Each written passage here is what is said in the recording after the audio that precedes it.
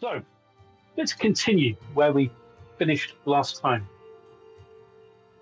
You 4 individuals are traveling to the jewel, a piece of coal, the shithole of the Empire, the town of Ubersreich.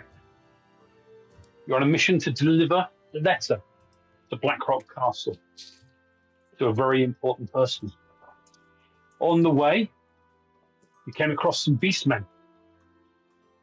And like the true heroes you are, you tuck-tailed and ran. Probably the wisest thing. Maybe our witch hunter will never live it down. But maybe our witch hunter will do something even more heroic this evening. You ended up in a storm.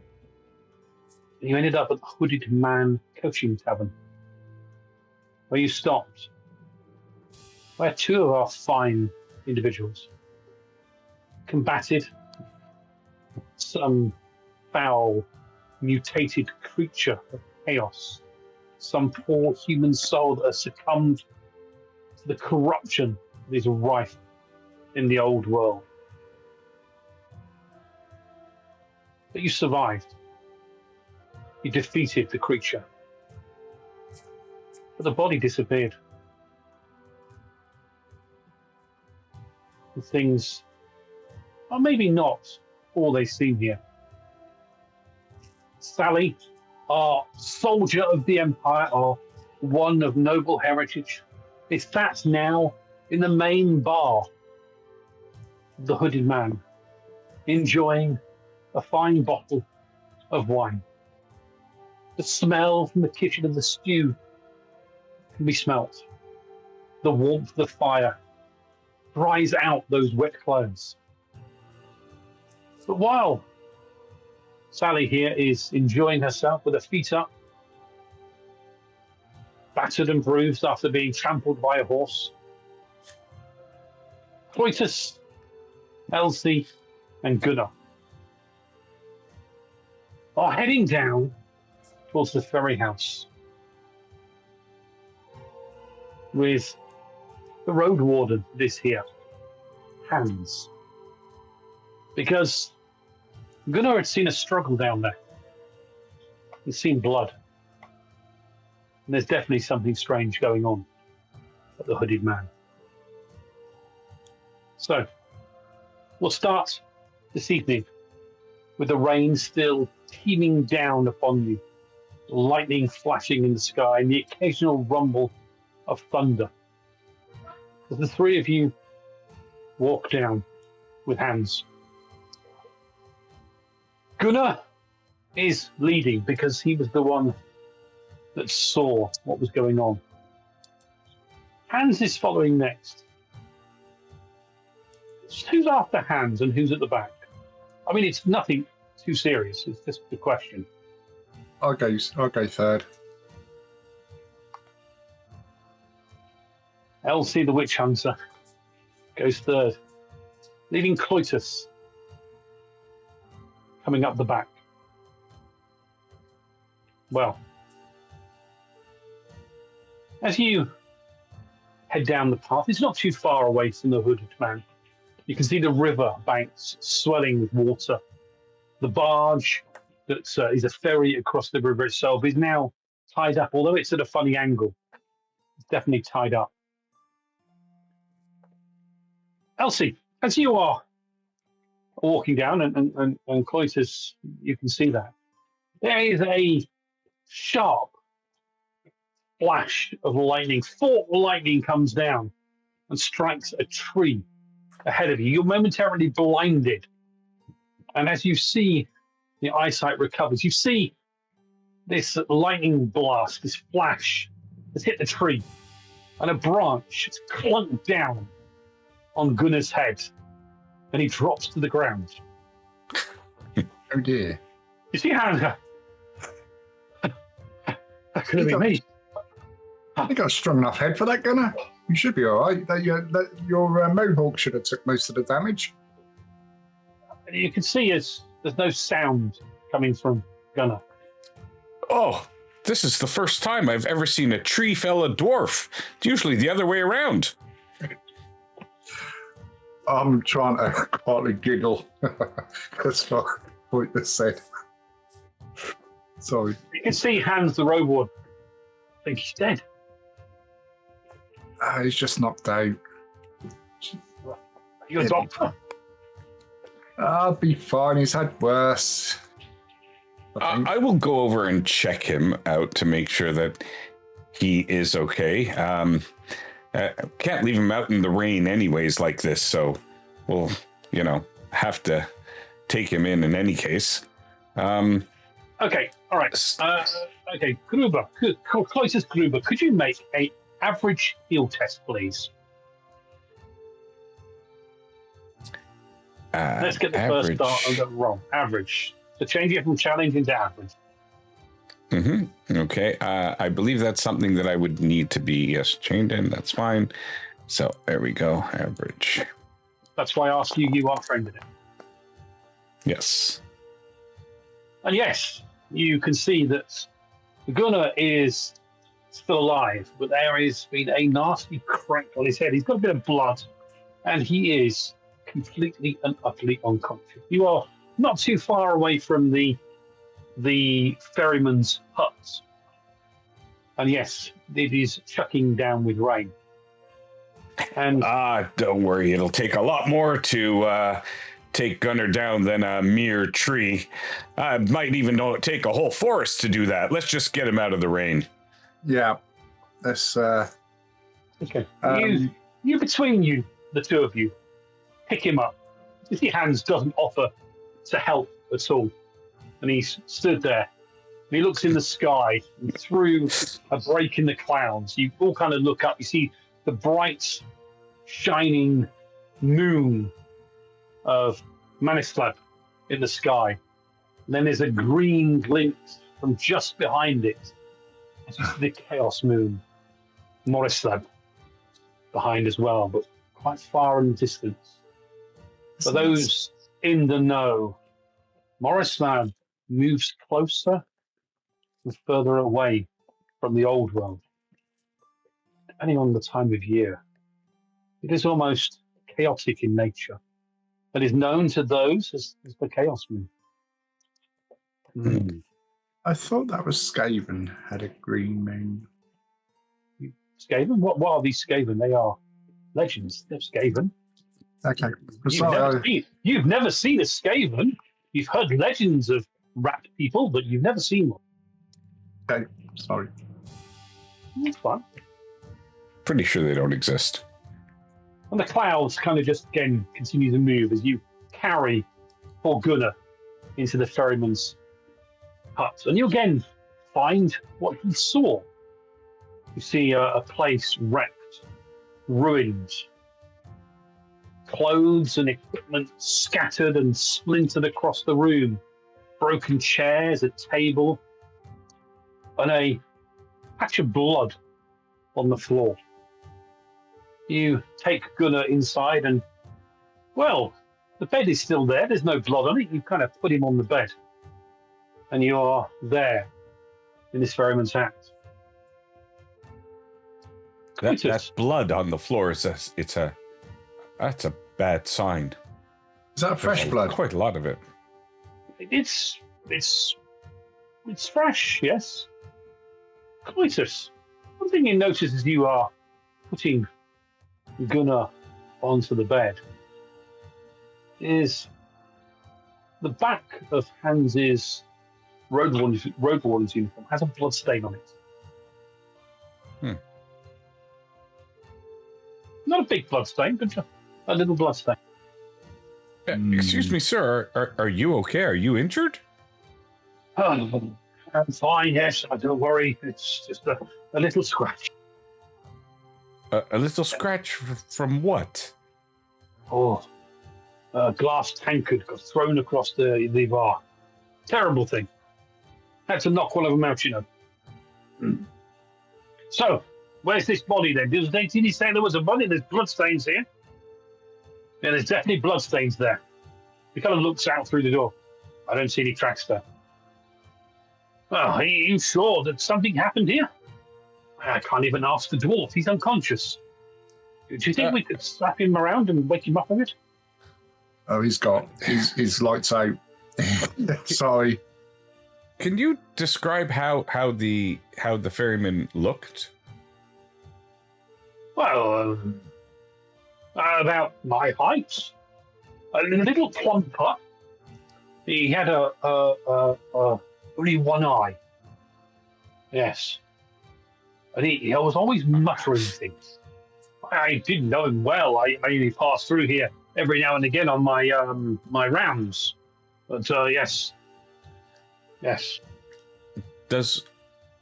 Do I remember how the creature that we fought looked? You do. It was particularly unpleasant. Spidery. Let me get the artwork for you so you can see it. Ah, yes. But it did clearly have multiple eyes. Oh, 8 of them. It was this guy. 8, but not 7. Just definitely have multiple eyes. Yes. okay. Let me view. There you go. There you go. So balding, pusses and globules on his on head, 2 eyes, some very strange mandibles, and out of his back, spider legs. Yeah. Okay. Yeah. So rather unpleasant individual. It had body armor on though, didn't it? Did have a breastplate on, yeah.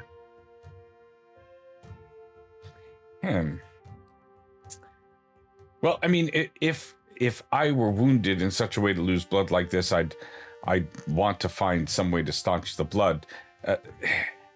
Too bad Gunnar is out of it. I he's had a nasty bump on the head. I'm afraid even if we do try to wake him up prematurely, he may not even come back to his senses quick enough to be able to tell us where he saw the body. But it's Elsie. It's kind of interesting. Bodies going missing, wouldn't you say? Yes, especially from what I've known. And we've only gone for 5 minutes. That come through that come through the roof, didn't it? A hole in the roof in the well, there was barn. We looked and there was nothing there. This is totally different. This is the ferryman's house. I see no holes in the roof. Should we look around? I mean, there's nothing we can do to search for him until the morning. It's too dark and too foul or something. We should get back to the inn, have some stew, settle down and get out of the rain. Yes. It sounds like a good idea because we have been travelling a while.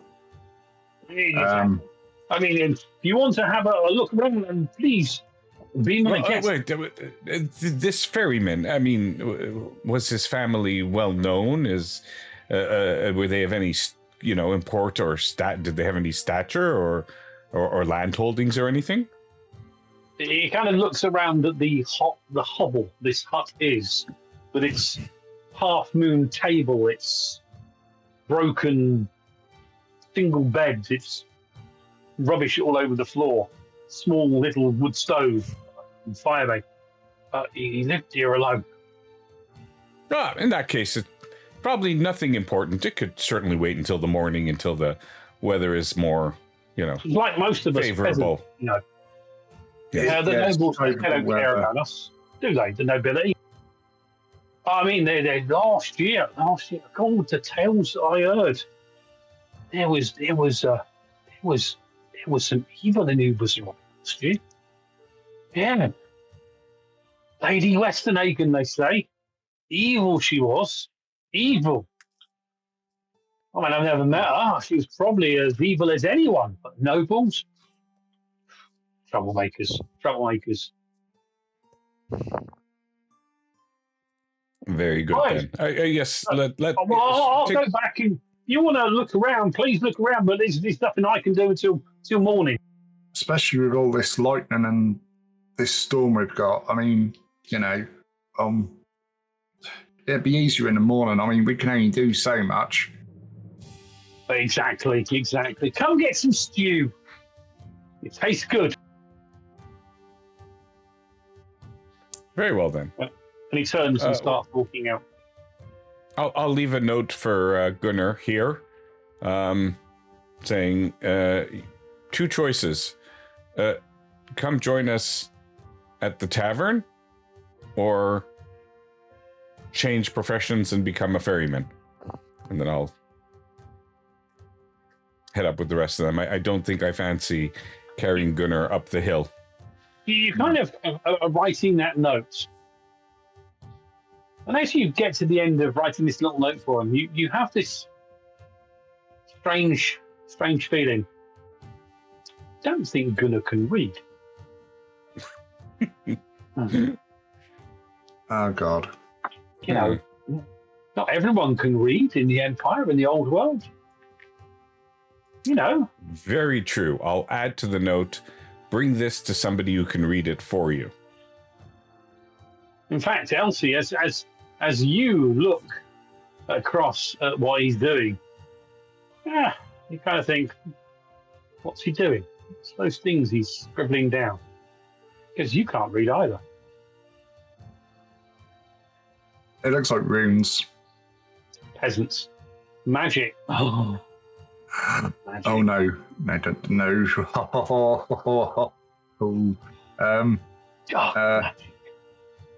What are you doing there, Cloytus? May I ask? Oh, you are so right. Silly me. And I'm going to stop writing the note, and I'm going to draw us 3 stick figures in a little home with an arrow, and 1 stick figure in a smaller home. And I'll leave that there for him. Ah, that's better, Cloytus. Of course. Okay. I forgot how to write commoner. I did have my sidearm was getting a bit itchy, so was my right hand. Sorry, I do apologise, Cloytus. I know you're a friend of mine, but I don't. You know what I feel about magic or anything, incantations or anything. I know you do it.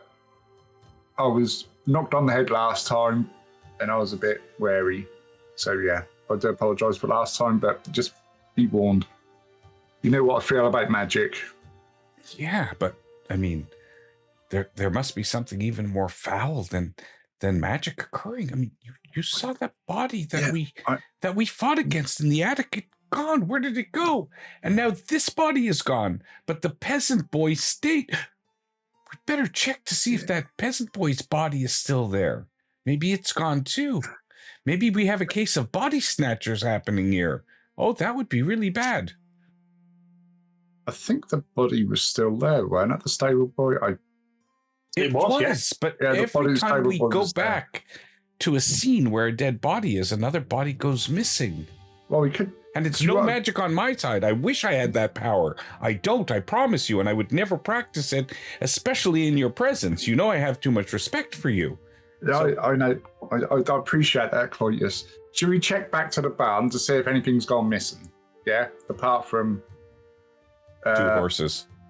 2 horses and that weird devil-like creature. Yeah. Oh. I think I'm just going to go back up there to check. Okay. Yeah, I will follow. You so I'm just letting Cloytus' minds at ease that body is still there. And we should, in the morning, we should get a burial for that person who unfortunately passed away. You take one last look at Gunnar lying in the bed of the missing ferryman. No fire in the stove, wind rattling through. You close the door, it doesn't latch because the latch is broken. And as soon as you close it, the wind catches it and pulls it open. And you head away, leaving him in the cold of the night storm. Good thing he's used to waking up in strange places after a night on the town. Aha, yeah. I got one person passed out, another one gonna pass out in Sally. She's drinking. You kind of think that Sally Salandra, she likes a good drink. She enjoys a drunken stupor with Gunnar. Okay. And you head up to the main stables and the tavern. As you head up the pathway and into the compound, the walled, fenced compound where the coaching inn is placed, you pass the doors. The windows have been, well, one of the windows has had its curtains moved, and you can see a few people inside. You can see Salandra sat, feet up, a glass of wine in her hands, drinking away. And as you pass the door, smell fine smell of stew, perfectly done vegetables, the meat of whatever it is, possibly rabbits, maybe deer. And you head back into the stables itself. The blood stain, as you climb up the ladder, still there. And the boy's body, or what's left of it, is still there as well. See, I told you, Cloyus, they're still there. They're something gone. There's no body snatches. It was some weird, chaotic being which, I don't know, just jumped that poor lad and then tried to jump us as well. But how does that explain it? I mean, I stabbed it in its butt sack. Yeah, butt sack. Yes. No. What's bottom? I mean, it. Well, anyways, it was a stab. How did it just disappear? Nothing on Earth explains that. It could have. Well, it was definitely dead, wasn't it? Because I was trying to stab it and I missed, and then you done a very good job, Cloytus, I must say, without using that magic of yours. You've done a very good job. But that means a lot to me. Thank you. Dead. I'm kind of surprised it wasn't Sula that took care of that beast. You know that my father pays her family to have her watch over me and protect me. I mean, that's why we became friends early on. I mean, she's supposed to take care of me. Of course, my father made me promise not to bed her because, having a pregnant protector wouldn't be seeming and stuff like that. But the way she exposed her legs, in there, I mean, do you think she's trying to attract my affections? Yeah, but I would say so, yeah. I would say so. She's trying to do something, all right. Oh, well. I hope she's not going to be disappointed by the end of our travels together. I made a solemn promise to my father. Yeah, we need to get on to, we're trying to get this letter. We need to get this letter to where we need to go, and in the morning, we can sort all this out. And by the way, there's no one else outside here with us, is there? No, there's not. I'm a bit wary of the person with a mark on his hand. With the blood on his hand. I'm very wary of that. So when I'm going to go to sleep, I'm going to have one eye open because I don't trust what is going on in here. That is my opinion. Coitus? I agree. How could a creature like that enter a place like this and nobody knows about it because of the rain, because of the merriment that was happening in the tavern, and it's only the poor stable boy that was affected by this thing? I mean, what was it? Was it really going after the horses first? Maybe it wanted to eat the horses and not the people, and that's why it didn't go to the tavern. Well, the first thing what sprung to me, Cloytus, was there was no guard person on the gate, or gate person, sorry. I mean, they did explain it, but it's a pretty poor explanation, to be honest. I think we should go back in there, get what we can to eat, sleep, but just be a bit careful when we get to sleep what happens. I'm going to sleep with one eye up open and one hand on my sword because I do not trust, and I just don't like this feeling around what what I'm feeling.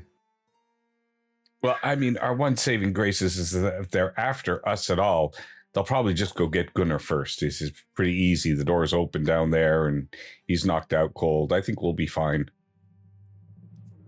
Okay, should we go back in and get some food and rest, I guess? And yes, yeah. And at least the boy's body is here. Still, that is comfort. Thank you for checking on that. No worries, Cloysus. Anything, my friend.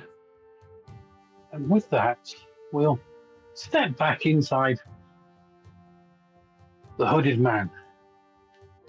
Salundra von Drakensberg. You are sat there with your glass of wine. You can see the innkeeper, also the large, obese man that seems to, have no legs. They seem to be enveloped with the flesh of a rather obese belly with, yeah. He comes out with a bowl of stew for you. Stew. Not just yet. Do you have a bathtub? I mean, obviously you probably don't use one, but do you have one in the premises that I may use? Oh, I think so. Yes. We can draw some water for you. And can warm it on the fire. Warm water. Yeah, warm water, of course. That'll cost extra. I'm in my undergarment. Are they're not dirty, are they? Was it just my outer clothes that got filled? Just your outer clothes that got dirty. All right. Yeah, I require a bath, and then I'm going to wash my clothes in the water after, and then maybe some of the men can have the bath after that. You want me to wash your back for you? Maybe not. No, I can reach my own back. Thank you very much. Cloydus volunteers for second bathwater. I'll have to eat up the water. You want your stew first? Yes. No, you should never eat and have a bath. It's not done. It's not the proper thing. I'll have it afterwards. I've got my wine. I've got my wine. It's okay. I'm sure it'll still be as tasty cold. Yeah. It tastes good. Yes. Boy. This wine's rather good. Really? I'm surprised you'd have something like this here. Well, it had some dust on it, so it's been here a while.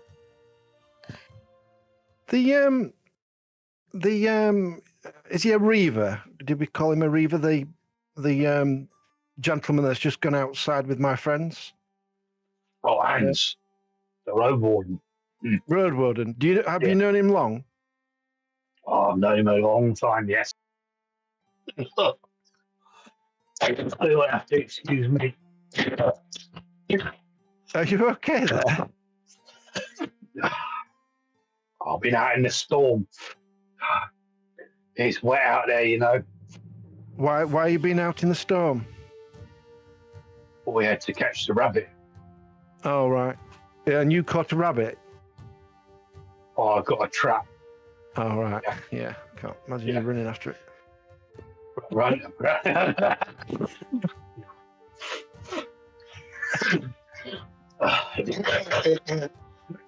Are you sure you don't want stew? I'm totally positive now. Well, your friends want stew. They can have mine. Bowl. Give them extra. Oh, okay. I'll bring out the bowls. Okay, you do that. But yes, if you could warm me some water then, and I'll have a bath. For the stews. And then oh, my friends will be paying for the food. I'm not eating, obviously. Okay. Head back to the kitchen then. He kind of just ambles and almost rolls back to the kitchen. Are there many people in this inn? I don't think you said there were that many. There's people. not many people in, and they're all keeping themselves to themselves. There's maybe 3 or 4 There was somebody rubbing the counter, watching me undress. There was a tall individual with quite bulbous eyes. That it was just cleaning around. Had a mop behind the bar, and he was cleaning up with a bucket of water. Now, do you work here? They kind of, oh yeah. Do you want to run my bath for me? No. I'll let you rub my back.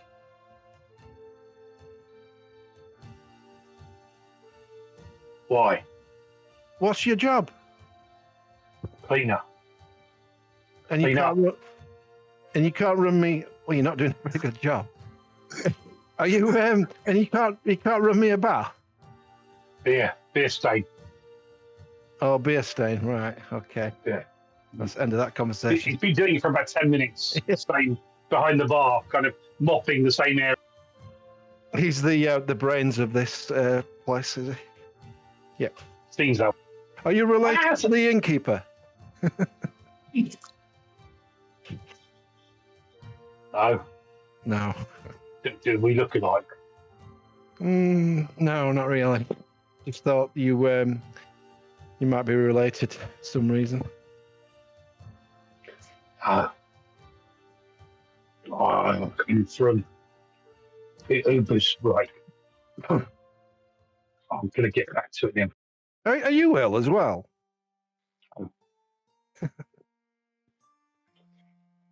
No more than anyone. So I'll just carry on. I'll carry on drinking my wine.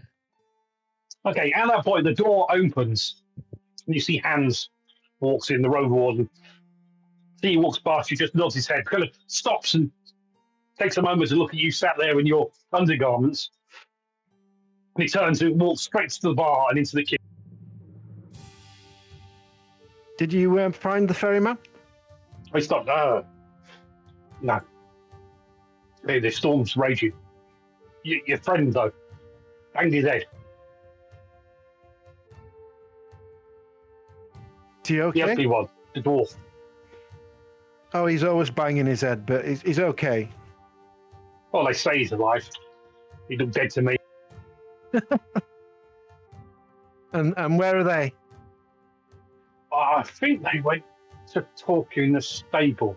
I think they have the fascination of death and looking at the boy's body. You meet some weird folks on the road. Yeah. You do? Weird folk. Yeah. Especially when you stop at inns. Oh, it's worse in the towns. Uber's right. I don't give anything about us out there in Uber's right, I don't. No, didn't care when the greenskins were roaming through the woods. You know, just over there, it's the Grey Mountains. It's where they come from, you know, greenskins. Time for change. Change, I say. Yes. Must change. Must be change. I must go and speak to also. You see, he carries on towards the kitchen, goes through the bar area, passes the tall man with the not somebody else to come. Doing that for a while now. And he starts walking out of the bar, walking out through a door on the other side of the room, which you presumably is the stairs to the upstairs area. So who's actually in the room with me now? There is, he says. Any more locals? There's a guy sat by the fire, hood up, and looks in scraggly sort of peasant clothes. There's another gentleman sat at a table on his own with a tankard, a wooden tankard, and that's pretty much it. There was another person in here earlier, but he must have slipped out because he's not here now. You can hear some clattering from the kitchen as well. They've probably dropped some of the stew and they're probably mopping it up and putting it back in the dishes. Yeah. Can't And wait. again, the door opens again as in the walks Clovis Gruber and Elsie. And you are greeted, you two, by the sight of Stalundra probably sat back, glass of wine in hand, or a goblet of wine, wooden goblet of wine, in her undergarments. Ah, dear. You're muted, Jake.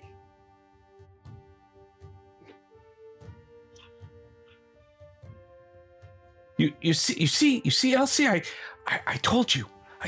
This is exactly what I mean. Sula, settle an argument for Elsie and I, if you can. Do you think that dwarves make good ferrymen? Do they like boats? Well, they're not. No, they well, I don't think they like water. Okay. Not very good at swimming, are they? No. Seems Those you may be correct. Those little legs, not very good for swimming. They float quite well though. Speaking of dwarves, where's our friend? He's hit his head. Well, a tree hit his head, to be a little bit more precise.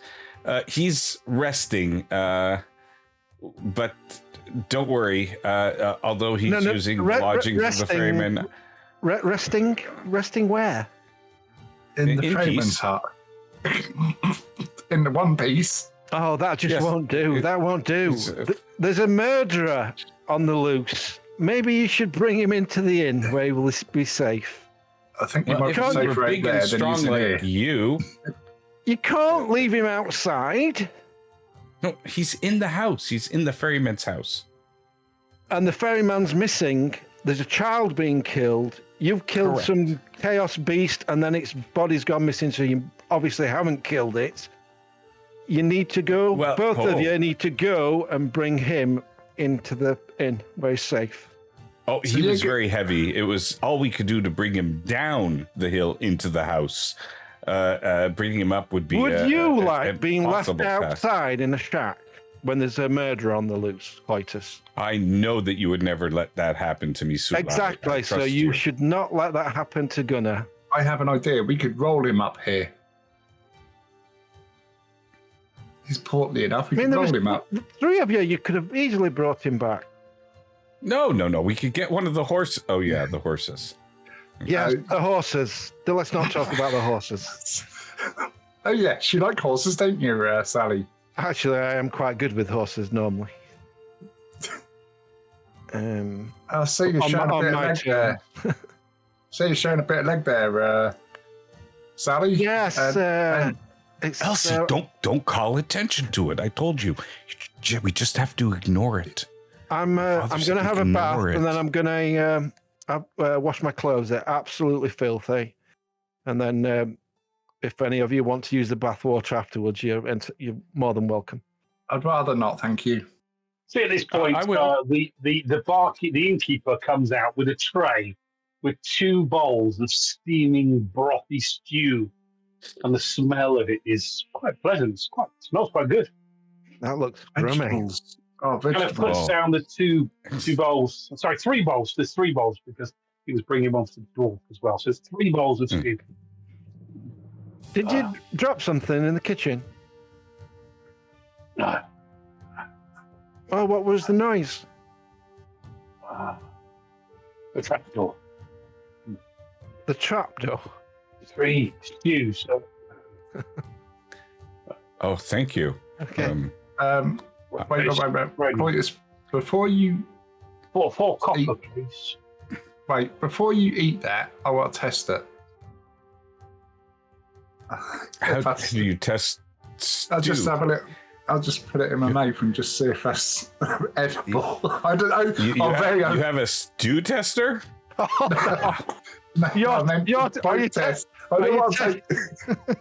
Are you testing his food, not your own? I'm testing my food. Yeah, I'm testing my food. Yeah, but I'm just saying, because I do.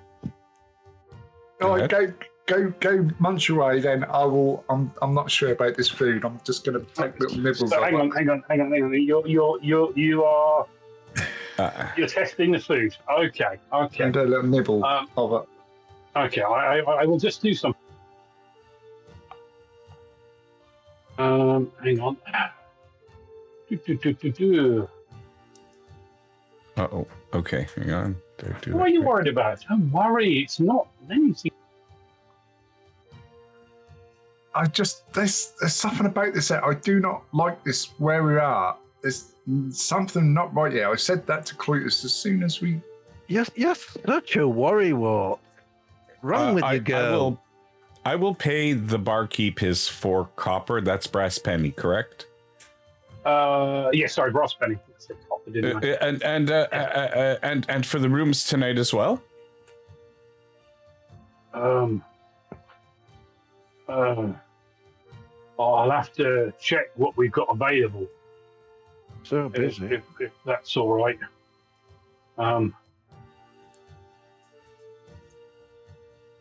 Yeah. Well, whatever it is, we're only going to need for 3. Okay, Elsie, by the way, the stew tastes good. Okay, right, I'm having all of that then. I'm going to check it. So, has the innkeeper gone away? He turns and walks away. I'll check the rooms. Gentlemen, there is something wrong with the occupants of this establishment. Hallelujah. There's something quite odd. You mean other than one of the occupants being disrobed? No, I don't think they're actually the proper occupants. There's something going on. Elsie's eating. Gruber, did you start eating as well? Your stew smells lovely. I did, definitely, yes. I mean, I paid for it. I'm going to enjoy it. You may not want to eat that stew. I've been traveling all day on the road. It is cold. It's been raining. I've been walking up and down hills. Cletus, I'm hungry. Cletus, listen to me. Out of respect for your father, listen to me. I'm here to help you and to advise you, and I'm telling you, don't eat that food. The innkeeper's not very well. And I would not touch anything that he's prepared. Okay. And I'm like, I put down my spoon. You've seen the guy. Why would you eat anything that he's prepared? It tastes good. In the bites you've had, it tastes really tasty. It's well seasoned. Out of respect for Sula, I'm going to put down my spoon, but every time Sula looks the other way, I'm going to quickly grab another bite. I mean, you're not a peasant. I'm not confrontational. Oh, would you like some of this wine? Oh no, thank you. It interferes with my abilities that I don't talk about in front of Elsie. It's really good. It'll help you digest that horrible gruel. How much have you had to drink? Not enough, Elsie.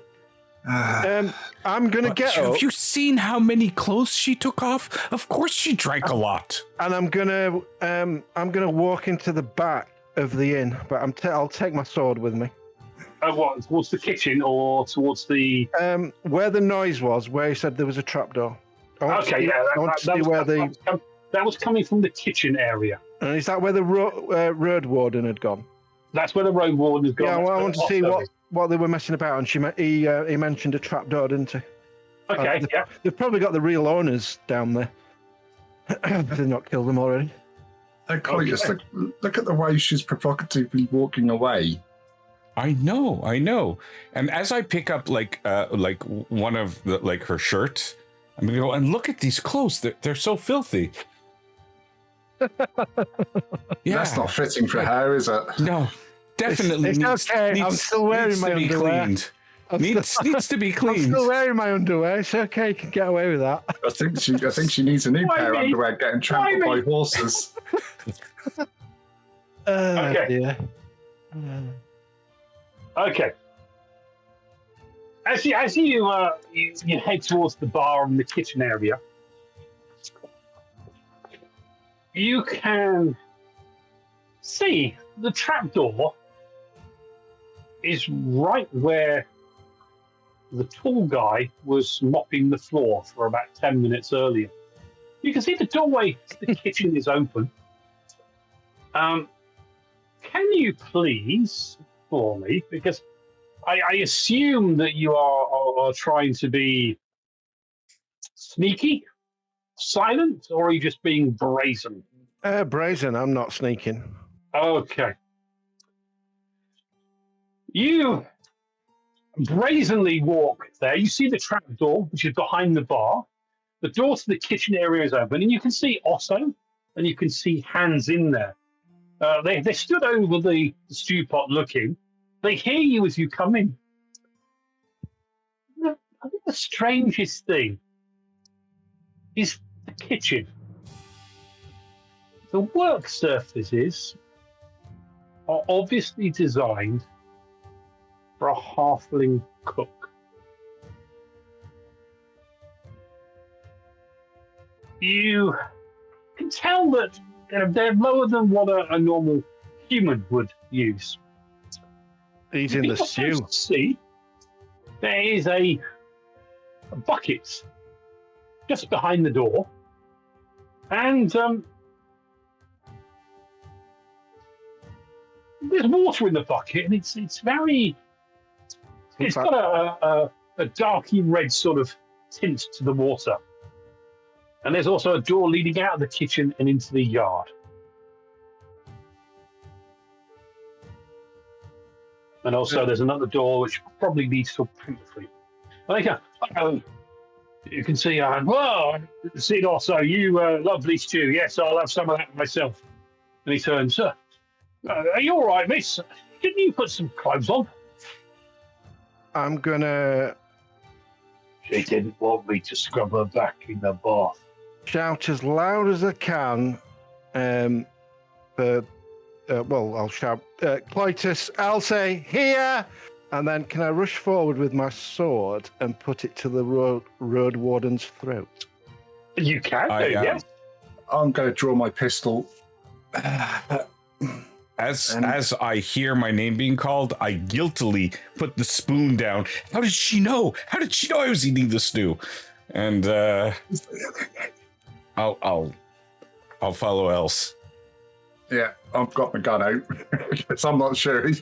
Else is in panic or not panic. It's just like, yeah, that seems like that. Okay, yeah, you go. Maybe he found our body. And you can see the strumpet Sally in her underwear stood in the kitchen. The kitchen is designed obviously for a halfling cook, not a human cook. The sides are a little lower than normal. The stove is much lower to the ground. You can see the strumpet Sally in her underwear holding a sword to the road warden, which technically is a crime. And you can see also the innkeeper stood there. The innkeeper's not armed, is he? I didn't see. Not seen a weapon. No, you haven't seen her. No, you can't see any weapon on him. No. We are in a kitchen, so you might want to be mindful. I will be mindful of kitchen and knives. There are some knives in the kitchen, yes. You can see there is some half-chopped vegetables on one of the sides. So where's the cook? Have you cooked the cook? Are you saying this towards the... I'll say to the innkeeper, but I've got my eye on the road warden, as well as my sword. It's a night off. Mari is not working tonight. What's in the bucket? Water. Red water? Yeah. Okay.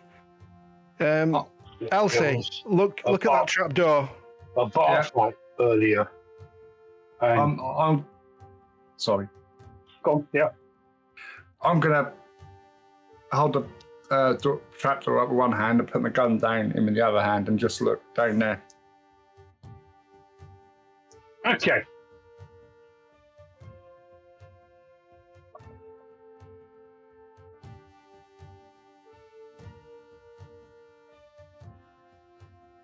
You open it up. Can you make a perception test for me to look down into the darkness of the cellar? Yeah. Sorry, one bit moment till I find it. No.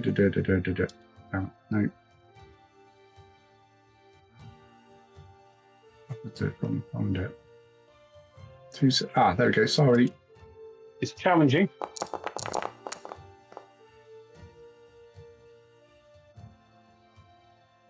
You can see barrels down there in the darkness, but you can't see much else. There's a ladder going down. I can't see nothing down there, Salu, apart from that, unless we have some light down there, but I can't really see anything. But I know what you're saying, Salu. This place stinks of heresy. It stinks of it. Are you still lit up, Cletus? You're muted. Thank you. I am not at this point. Thank you. I try to be respectful. But what I'd like to do is try to cast light on something and hand it to Elsie. But only after I succeed will I go, light! I won't do it before, just in case I fail. Should we buy some candles and some lanterns when we get to a big city? I think Maybe it might be an idea. Let's see. You see on the side a small potato.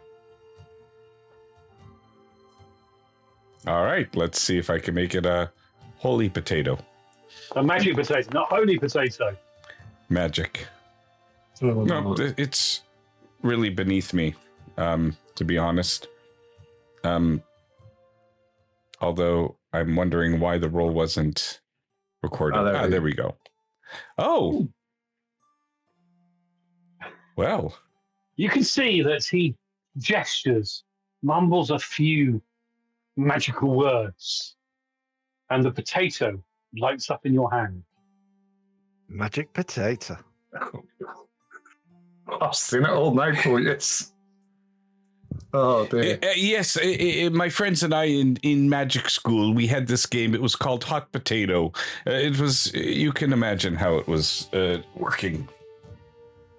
What happens if I ate it? Would I glow up like that? Most assuredly. No, I'm not going to. I can't well do that, Cletus. But thank you. I'm going to head down the cellar. With your potato. With my potato. You're going to hold the potato. So you hand the potato to Elsie. Elsie, potatoes don't glow like this normally. No, I'm really looking at it. What the? Yeah.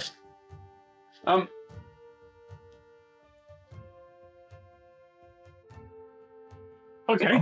I might just roll it down and see if that illuminates up. I'm not going to hold it. I'm going to roll it down the stairs. You're going to drop it down. It's down a ladder. It's a ladder. Yeah. Drop it down the ladder. You see, Clovis, the potato is held over the trapdoor and dropped. You hear a split as the potato lands. But there is still light at the bottom. And yes, you can see down there, Elsie. Yes. You can see barrels of beer, bottles of wine and spirits. Can you now make an average perception test, please? Because now you have the light. Sula, remind me never to cast light on a small child that is in Elsa's possession. Wow. The light of the potato opens your eyes, the possibilities of what is out there. You see Bretonian wine. You see vodka from Nausicaa. Beer, dwarven beer, good beer. Gunnar would love this beer. You also see there's a trail of blood from the bottom of the ladder across the cellar. Solo, Cloyus, found something other than alcohol, which I know Salu's going to love. There's... Go on, Cloyus. No, Sula's not drinking anything more tonight. I think, as evident by the activities that she's engaged in tonight, she has clearly drinking more than her fair share. Yeah, be careful when you go round her, my friend. If you want to come down here, you're more than welcome to, but don't let Sulu down here because she'll be drinking the place dry. Can I relieve the road warden of his sword? No, yeah, he doesn't object. Warden, forgive us. She just drank too much. Don't worry, we'll get to the bottom of this. With all due respect to your position and everything, have no fear. We'll sort this out. Sula, you drank too much today. Again. At that point of talking, you Cloytus, cannot escape the fact that you want to yawn, and you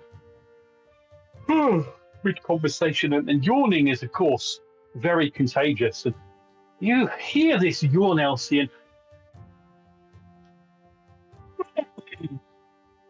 you feel very fatigued and tired after your long journey.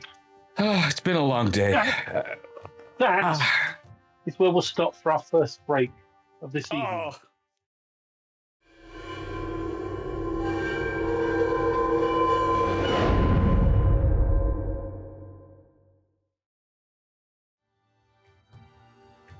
Elsie and Cloytus, you feel very tired. It's been a long day. Fatigue definitely seems to have set in for you.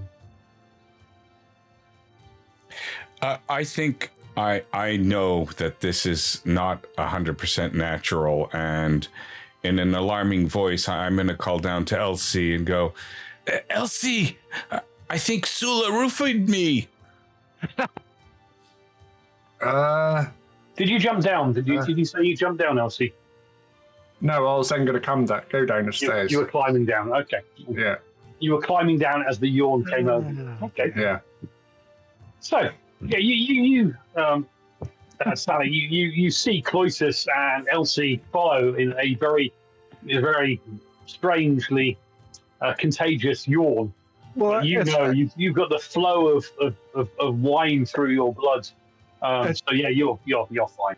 As soon as I hear Cloytus yawn, and then he's just said that, can I whip the sword across the road warden's throat? So I'm just pulling it back, so that should just kill him. I would have thought. Okay. And then if he goes down, then I want to attack the innkeeper. Okay. Well, you can. Yes, you can. Okay. Well, this is fun. Let's hope you're right. I mean, the sword's at his throat, so it's not as if I'm rolling to hit. Yes, it is. Okay.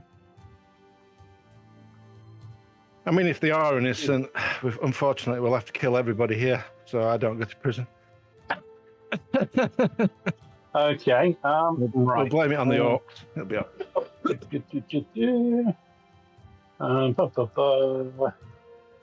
Okay, I still need you to make a combat test, but it is an easy combat test, so it's a plus 40.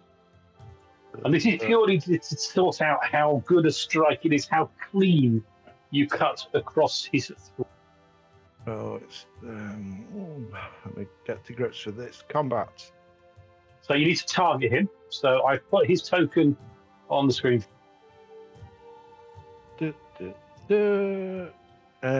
I mean, what guy a in the jolly red. fellow Yeah. you are. How do we target again? Sorry. Especially on the Hover over it crossbow, and press the T key. So hover over the token and press the T key. T.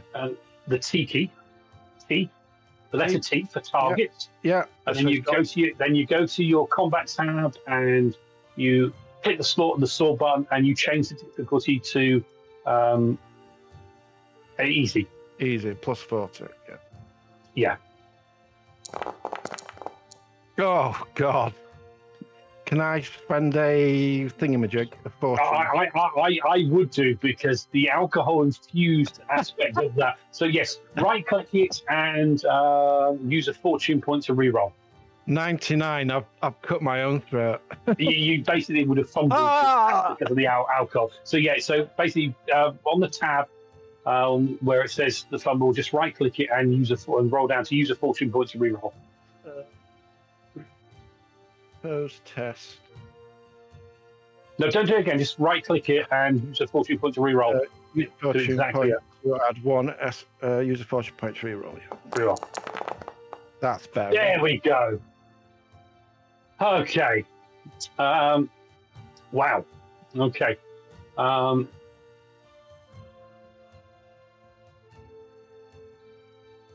He's going to need a sticky plaster. That's a serious cut, shaving that. Okay. He is totally and utterly surprised. Your sword is drawn right across his throat. His innate natural chance to dodge. He rolled a 98. So you actually do 22 points of damage. Does his head come off? Basically, yes, his head will come off. Put that in your stew. And Cloytus, you see the skillful use of the sword as Solandra executes the road warden. this road warden by basically drawing across the throat and slitting his head off. And it kind of just bounces onto the ground. And I'm not believing what I see. There's something wrong. I mean, my head is fuddled. I'm feeling very sleepy. I must be dreaming at this point, because this can't be real. It is. It is a shocking thing that you have. Now we are going to be looking up to there because he's. I'll scream out, Cloytus, don't lose your head. and now I know I'm dreaming, because having this image of Sula in her underwear fighting swords and killing people for me. I probably had that dream many times before. Deja vu. Call me Sally, not Sula. Oh, Okay, sorry. So Elsie is dropping down into the cellar as you have executed. The body falls, the head rolls. So we go into a combat round here, which Elsie is again missing out on the combat totally. And then despite your fatigue state, the shock, Cloytus, of the road warden's head bouncing onto the kitchen floor, blood splurting from the body that is still stood there. Of course, blood is now splurting all over Sally's underwear, so she's going to have to take those off as well soon. So this is you kind of struck between looking at the body, looking at Sally's ample bosom being coated in this road warden's blood, and you can see Otto grabbing some sort of whatever's on the table, a pan or whatever, and then there. What are you doing? Yeah, I think I'm going to reach out and try to shock the barkeep. Okay, right. At this point, because I'm hoping maybe that will wake me up at the same time as shock him. Maybe having the magic course through me might help me. I'm very foggy brained now. He is aware of you, unlike the mutant. So you are going to need to make a skill test to grab hold of him before you actually cast the spell. Okay. So you're going to have to target him, and you are going to have to make a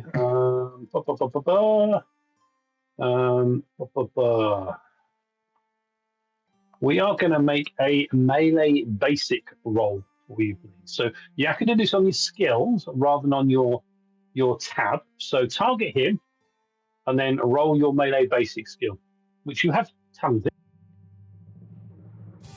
All right, and here we go. Because he's going to get a chance to not be grappled by you. Okay, well, that's fine. Yeah. He is going to try and.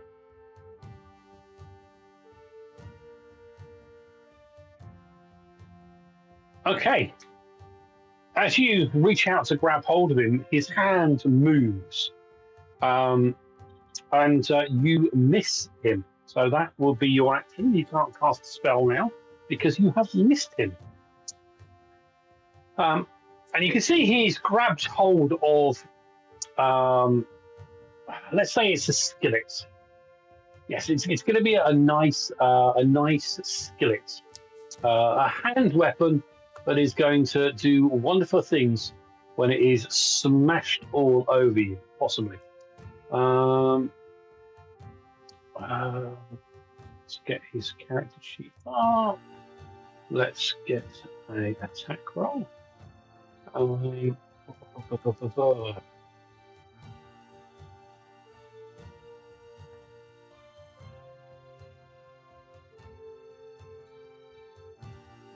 Actually make it an improvised weapon. Okay, so he is going to, unfortunately, Chloe, he's going to target you.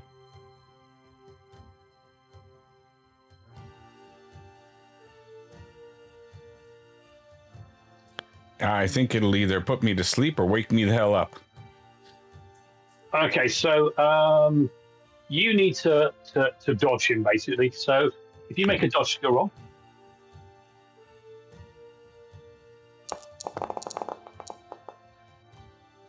Oh. Okay. He has hit you.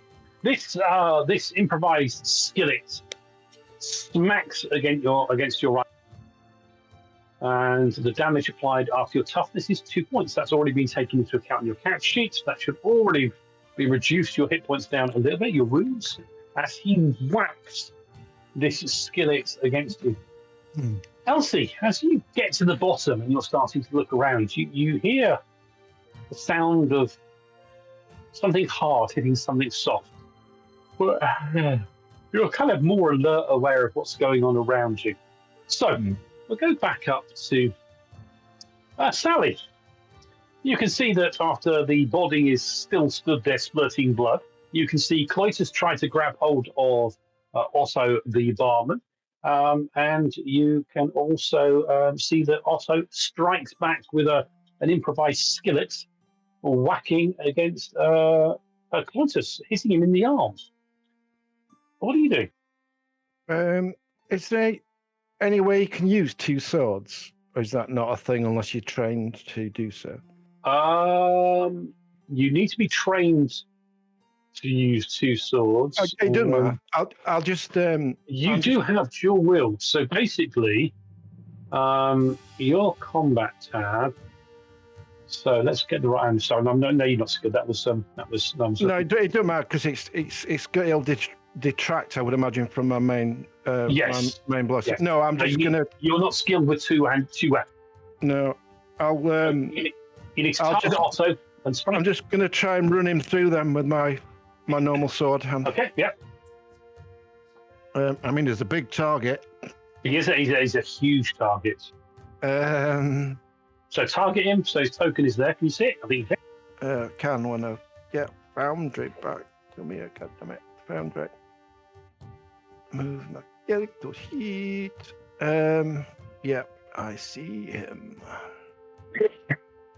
T. Yeah. Excuse me.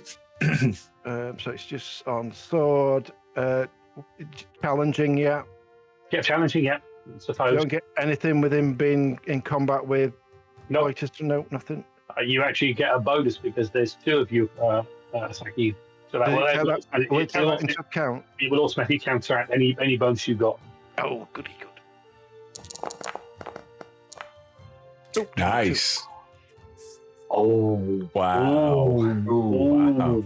Oh. Oh dear. Right. He is going to try and dodge.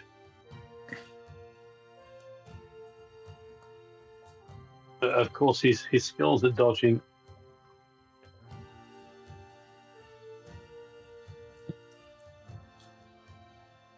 Okay. I'm going to apply damage. So he takes 11 points of damage. He is still up, but you did a 22, which is a critical hit. So I want you to click the critical button, the green critical button on that tab, and let's see how badly you stab him in the body. On your tab. So on where it says Solandra, where you made your attack roll, it's got green in critical. Can you see it? On the opposed test? No, above that, your attack. You're actually. Oh, sorry, yeah. Just press the critical.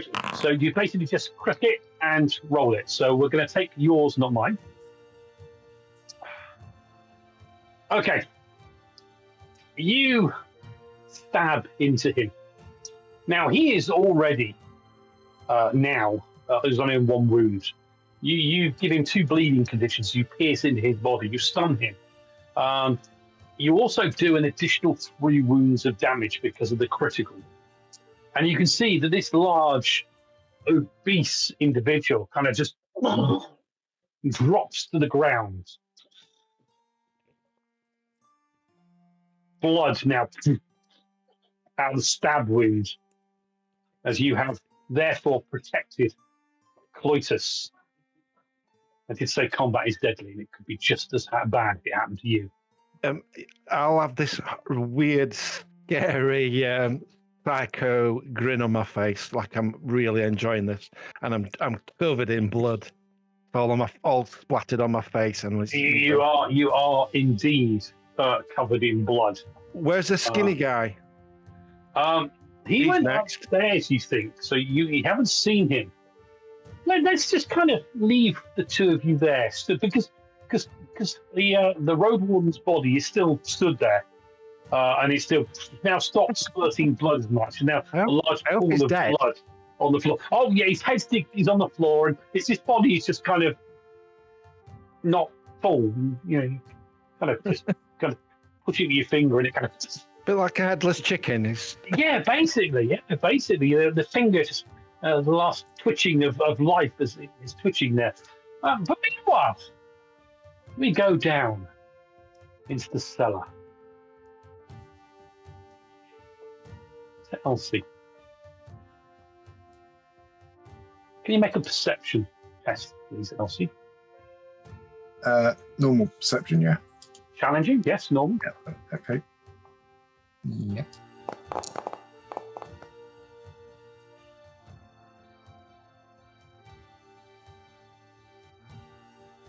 You're kind of looking around this cellar, and you can see how they describe the bottles, the barrels, the spirits.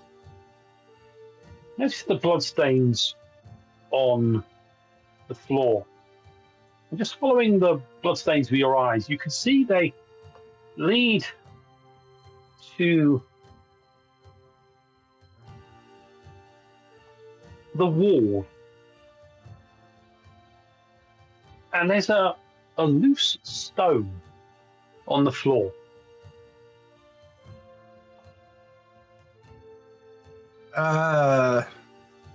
Guys, we've got a problem. Hello? We've got a few up here of our own. You're on your own at the moment, and no, you don't hear that. You're kind of in mid-combat at the moment. Okay, fair enough. I'm shouting up to him. Right, so I'm going to try and lift this stone up, or get my dagger under it and prise it open if I can, or is that easy lift? I don't know. Okay, you kind of lift the stone, and the stone is maybe 1.5 foot square. Okay, yeah. You see it drops down into another room. You can see, bound in the room. You can see a fairly skinny sort of man, bit of beard, in his 50s, a portly woman tied in very serving wench barmaid sort of outfit. You can see a halfling covered in blood and with blood all on the floor around them. You can also see 2 other look like sort of peasants, and they are again tied up. They're all looking like they're unconscious, not aware of things. You can also see, just a bit to the right, a small statue of something. It's maybe 2 foot high statue of some very bizarre, horrible looking creature. I'm gonna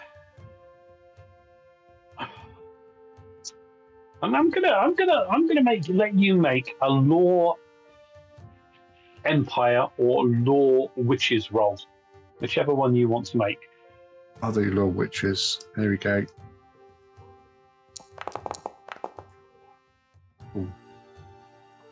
Ooh. This statue, you have seen similar things in banned books and in your career as a witch hunter. It's a statue depicting the chaos god Zinch. You can see that it's in the middle of the in the middle of this, what looks like some sort of shrine.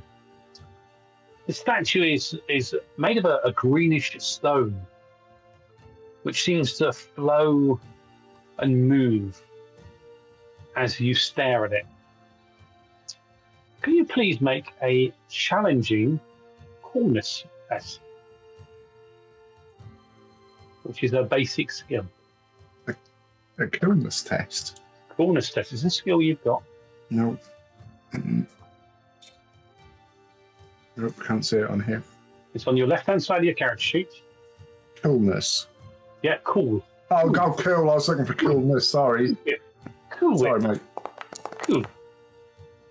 Nice. And you resist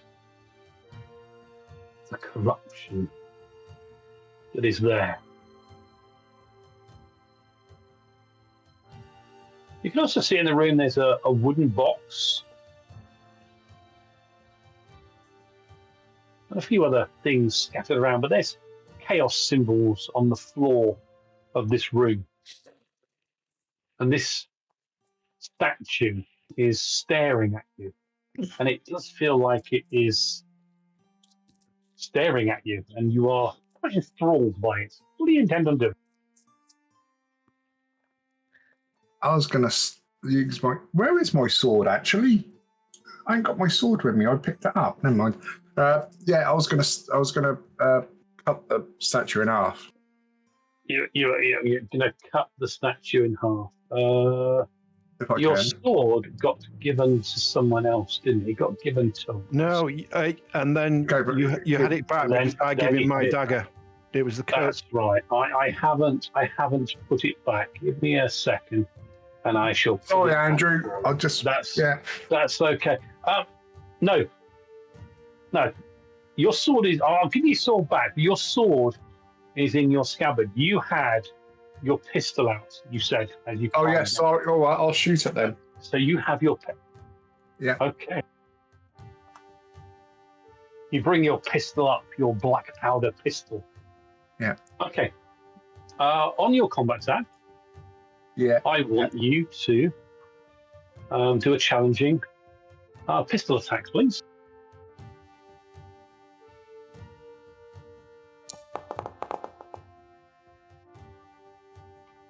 Nice. Wow. Ooh, nice.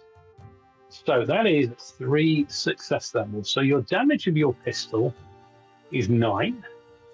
That's 12 points of damage.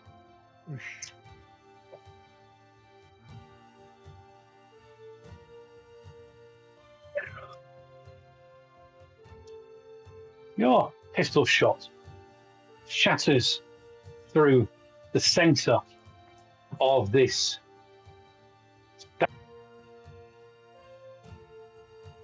There's a bright flash of light as you effectively have shot through it. But you didn't destroy it. You didn't shatter it into dust. There is a bright flash of light.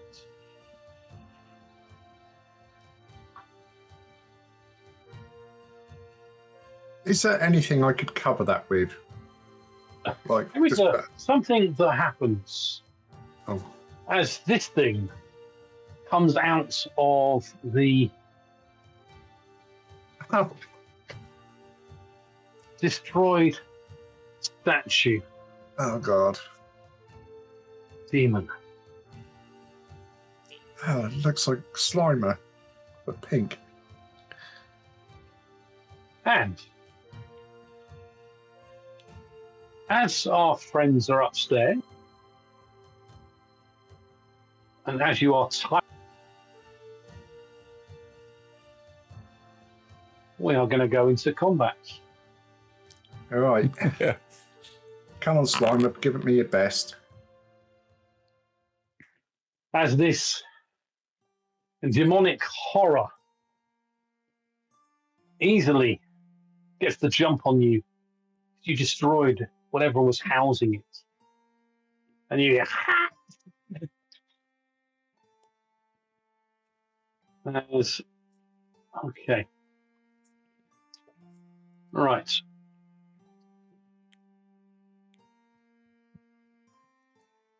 Andy, Yeah. I need you to make another cool test, please.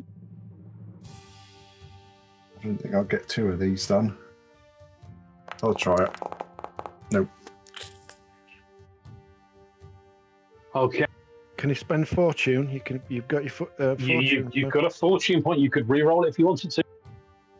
Yeah, I'll re-roll it. How'd you spend fortune, please? So basically, on the test that you just made, Yeah. right-click it, and it brings up a box, and you can use a fortune point to re-roll it. Yeah. Thank you.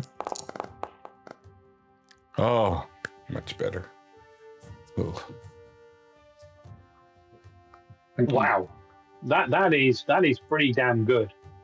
I say it's pretty damn good because if you hadn't have made it, you'd have been broken. You must have run away from it. Ooh.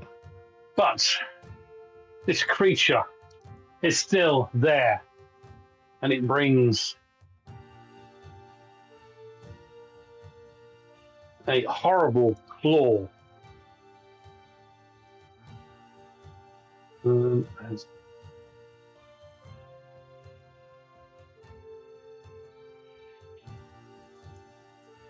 can you roll a dodge or dodge roll? Yeah. Because you've got your pistol out, so all you can do is dodge. Ooh. Okay. This creature claws rake across your body, and after toughness and armor, you take 9 wounds, which is already taken into account onto your character sheet, as you are struck by this foul demon. And if you all die, you can blame Lloyd for not being here.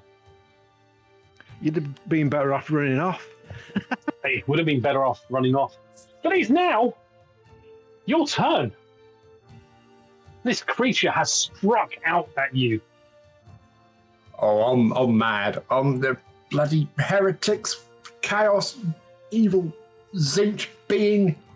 Be gone with you. I'm going to hold my gun up to his whatever thing it is face and blow his head off. There is just one problem. I've got to reload, and oh no. You are using a black powder pistol. Yeah. And it does require a round to reload. No, I'm using my sword. Okay, I'll allow you to draw your sword out. Are you sure you want to use your sword? You could pistol whip it. Well, you know, I'm just saying, you know, that's fine. Well, I was going to draw out and slash it across his front of his gob. Yeah, that's perfect. Let me just.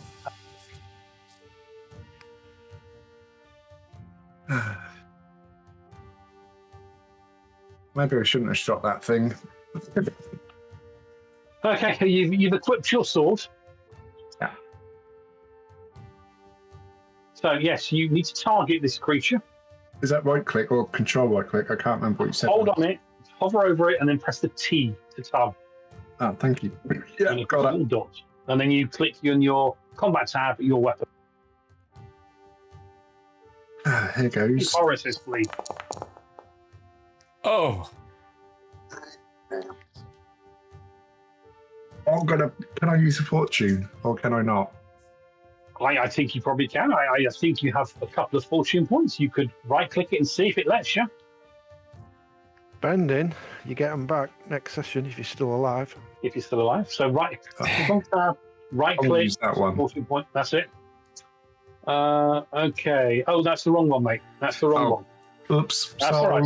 Let's just leave that. Hang on. Let me put your fortune point back. You clicked to add 1 success level. Well, that wouldn't have made much of a difference. Okay. So let me just put the fortune point back because I'm going to be nice to you because you're new to the system.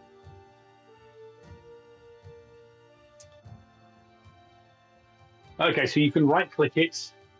Yeah, sorry about that. This time using use a fortune point to re-roll. Of course, that was your last fortune point. Okay. The creature is going to try and dodge.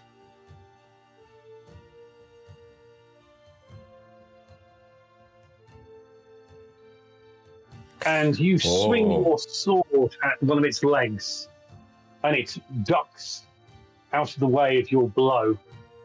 Seeing you clutching and seeing the blood coming out of your body,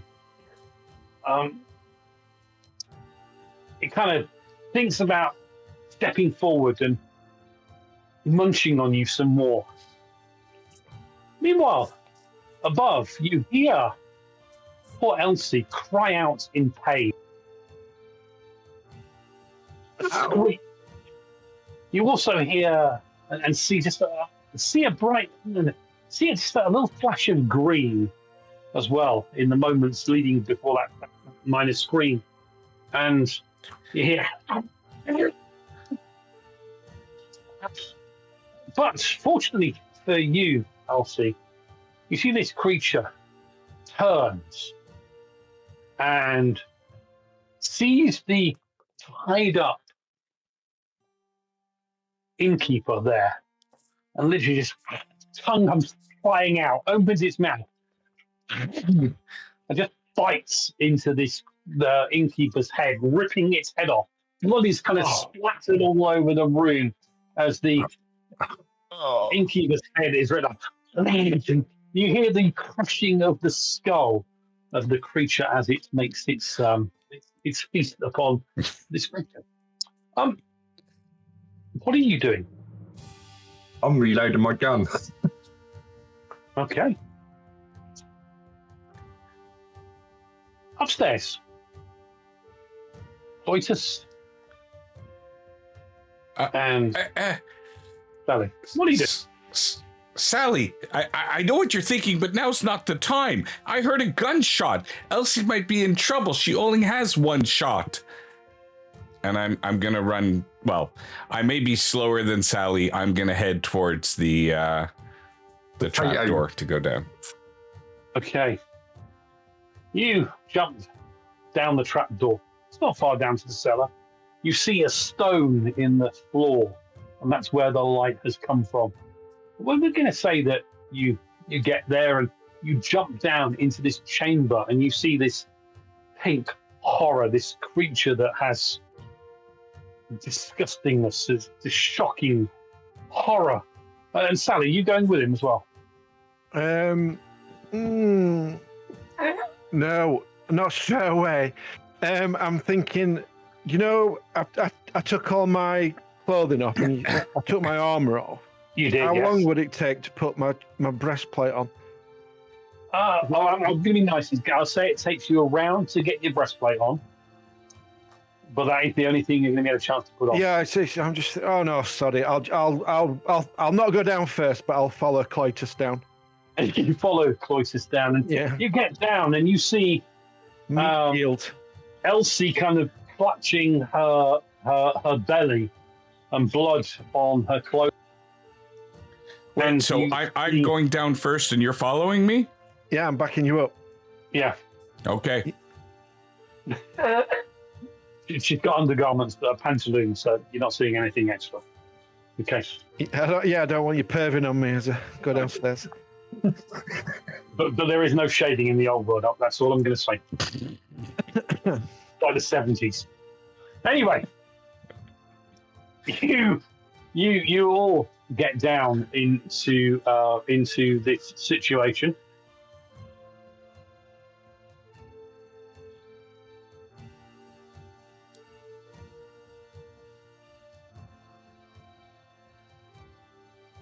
Do we have to roll a coolness?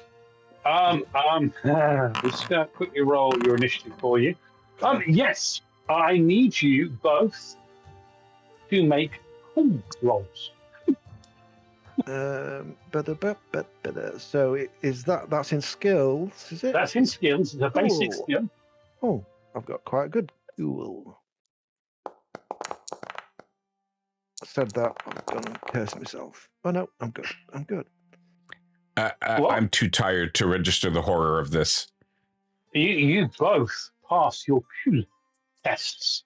You beat the 2 success levels that you need, and you are repulsed by this horror. This creature is munching down on a what looks like, could have been an innkeeper. Yes. So we go back into our rounds. The horror has eaten. Solandra, you're next. What are you doing? I'm gonna scream, Cloytus, do something! And then I'll gonna rush at it and stab it, try and stab it. Okay, so target it. I have done. So back to combat, sword. Come on, we can do this. So make sure you target the token as well, please. I have, I believe. Yeah. Yeah. Var. I'll spend a fortune. Okay, yeah. I've got to. Is it on that one? No. Is it on that one? That one. Use fortune point to reroll. That Is that better? It's a lot better. Astounding. It's an astounding success. This thing is going to try and dodge.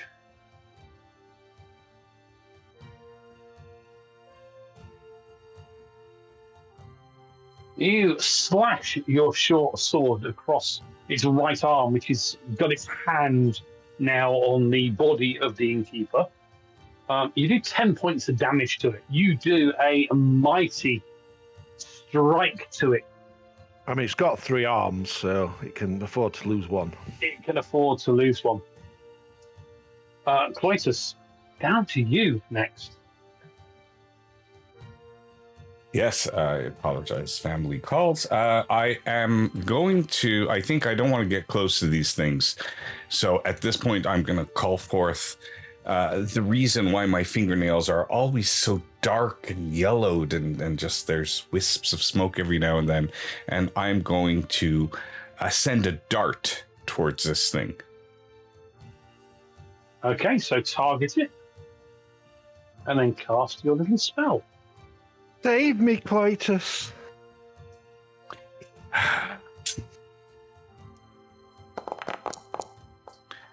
I will. I am going to use a fortune point to re-roll that. Okay. Oh, yes! Something horrible happens now, doesn't it? Okay. The Now, gates of hell. So, open. first of all, you can take a dark deal to re-roll it, but you will gain 1 corruption point. So no, number one, I do have a talent called Arthritic Attunement or something, Yep. which allows me not to suffer from the miscast, I think. So, Yep. I'm not sure if that has a bearing, but I would rather take a minor miscast because I want magic to happen rather than take a darkness point. Are you sure? I'm being told I am not sure, but I am. Because I basically your attunement talent, your experience or talent or training lets you more safely manipulate the winds of magic. You do not suffer if you roll a miscast, if you roll a double on a successful channel test. You are not channeling this time. Okay. Channeling is like ritual casting. So there could be. I mean, you do what you want to do, mate. Don't summon another one up. Oh, I'll go with my original. I think I don't want to collect darkness. That would be something that I wouldn't want. That's fine. So I guess I have to click on the fumble table to see how I fumble, and then I click on the minor miscast to see what happens. Absolutely, yes. In that order.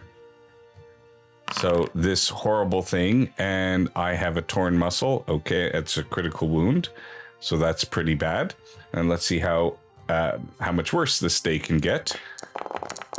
And 92, that's high. So roll twice on this table, which means that's 1 time.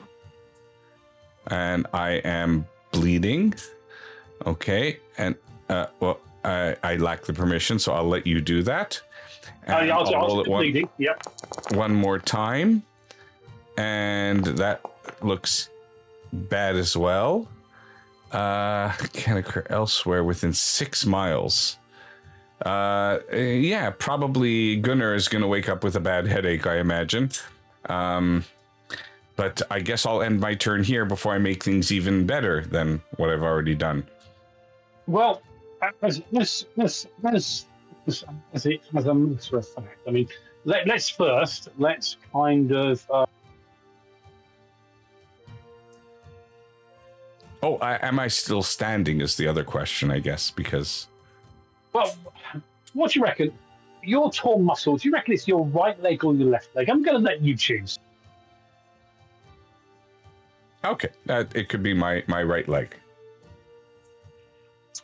Right. So I think that's kind of like, minor compared to the profuse bleeding from my nose and eyes and ears.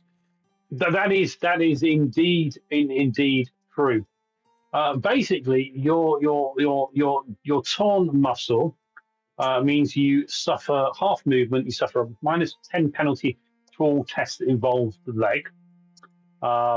Now, you also have the bleeding condition. So as well as being fatigued, you have bleeding, which means you're going to take a wound of damage every round until you stop. You also get another -10 modifier to all tests, and then we have to make a test to see if your wound festers and if you go unconscious. Okay. Jeez. Now. So basically, next week when Gunnar wakes up, he's going to go, "Whatever happened to Cloydus?" Yeah. Crazy. Now, you should have took the darkness thing. You'd have been better off. Now. Yeah. Now, there is something you can do. You do have resilience points. You have 3 of them.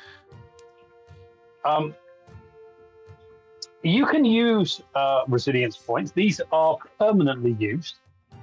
Okay. Resilience points. Hang on, 2 seconds. It was the running that did for you. You shouldn't have run ahead of me. You pulled yeah, it's the running. You need to warm up first, Cloydus. Mm-hmm.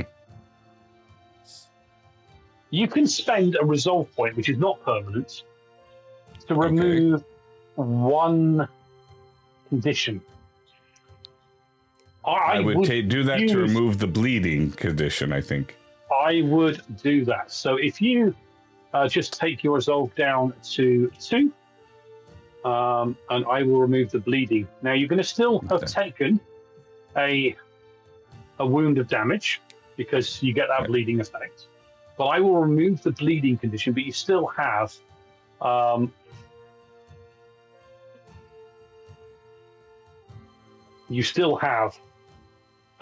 bad situation. Oh yeah, yep.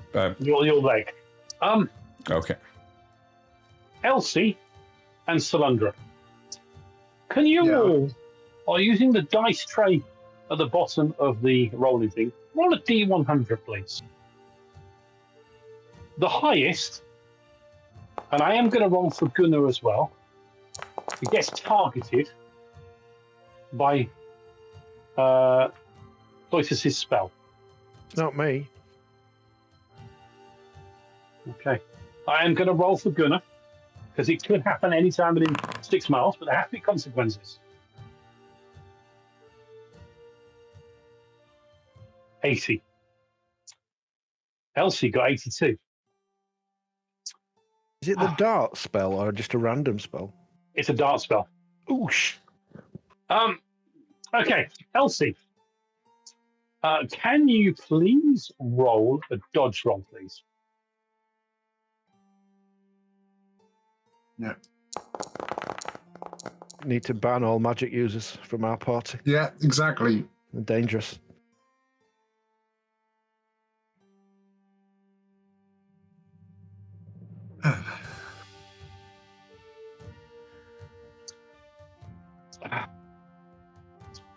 You, Elsie, have no fortune points left. You've burnt them. Fancy doing that. You can take a dark deal where you get a point of corruption to re-roll that. But in the standard of the fact that you are amongst a chaos demon, corruption is something that could happen. Do you want to re-roll that one? No, I'm not. Are you sure? I'm not going the chaos. But no, I'm fighting chaos. I'm fighting these heretics, not joining them. Okay, so -5 success levels, -8 success levels, so that's -13. No, you may just a little bit. Cloytus, what's the damage of your dart spell? Can you tell me? Sorry, my dark spell or the damage of the dart spell? Dart. Thank you. Yes, so that I can tell you.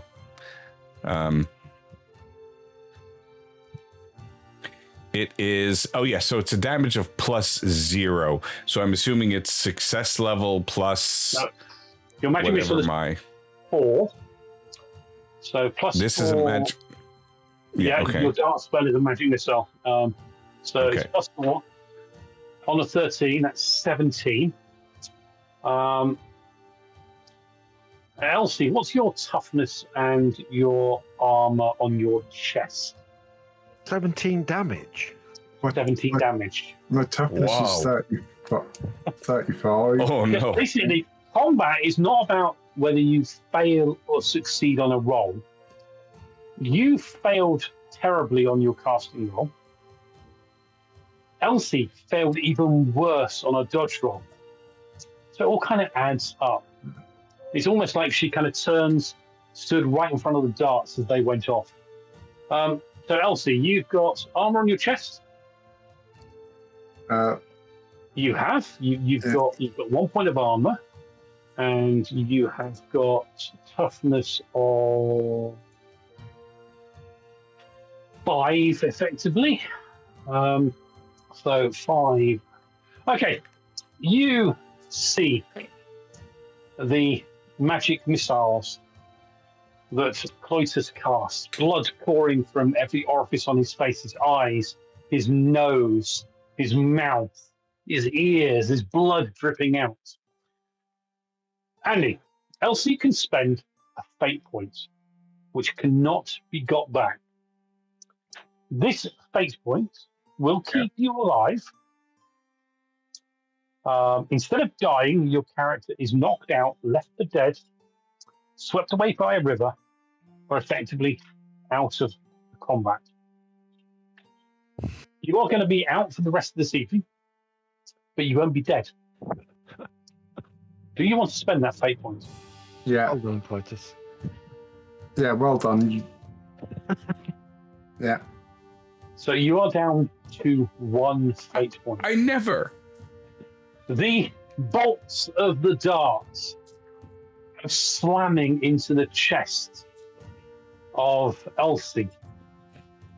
Her body is blown back beyond the demon, smashes against the wall in the corner.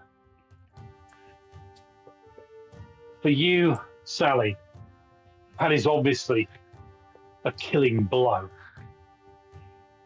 You turn and see Cloytus with blood streaming out of every orifice on his face, his eyes, his nose, his mouth, his ears.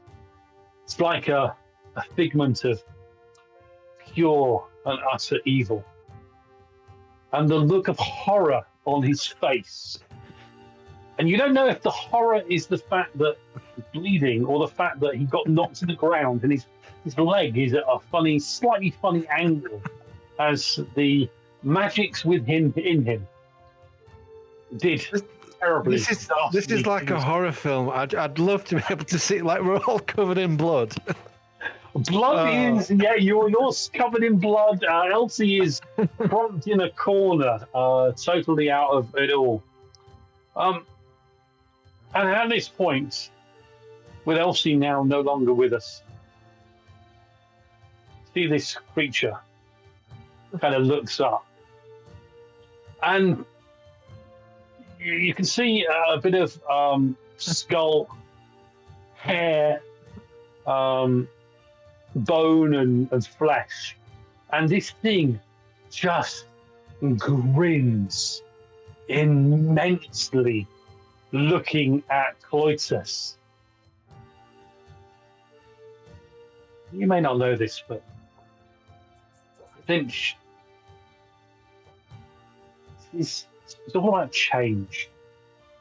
Change is the only constant in the mortal world. And magic is the greatest force of change in creation. And this thing, recognizing the power of the magic that's come from this young wizard's apprentice, Tasty. grins and lunges towards dear Cloytus.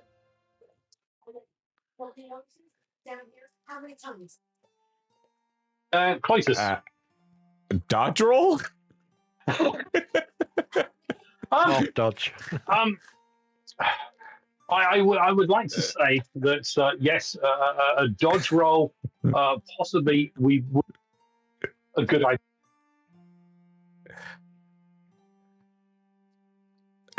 Okay.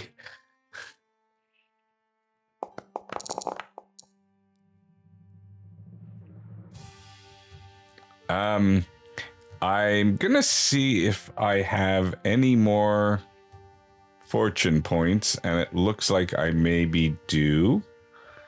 Do you see what your success roll? Yeah, you need to re-roll it. You need to get less success level minus than that. If you've got it, I would re-roll it. Yeah, exactly. Well, yeah, damage 16. I wonder what that's going to do to me. So I don't think I'm going to be able to beat him, but I will re-roll. Of course, I could re-roll and get more than that as well. So who knows? And in fact, I did.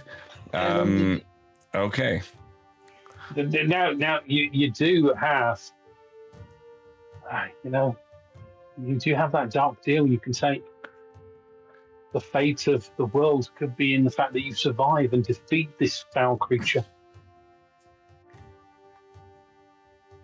Well, if Elsie had to take a dark deal today and I got him into that, it's only fair that I take one upon myself as well. I accept your evil conditions. Take a dark deal to re-roll. You do get one. Really? Okay. All right. Yeah. Okay. Right click on it again. Yeah. Apply. Okay. Apply damage. No, not on the apply damage. You click the success tab, not the damage. So where you failed your roll, just click anywhere on it and it'll bring up a box.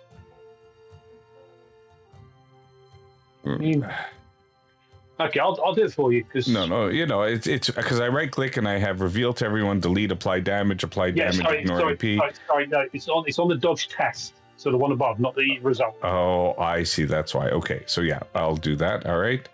The dodge test is this one up here, and I will take a dark deal to re-roll +1 corruption.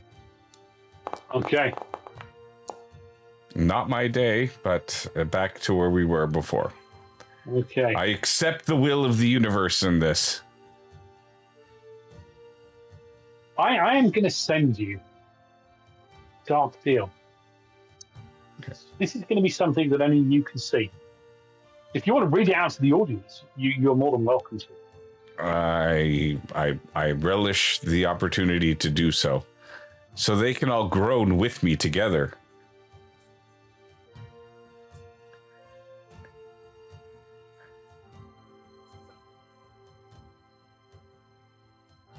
Oh, okay. Actually, okay. So it's on screen. I see.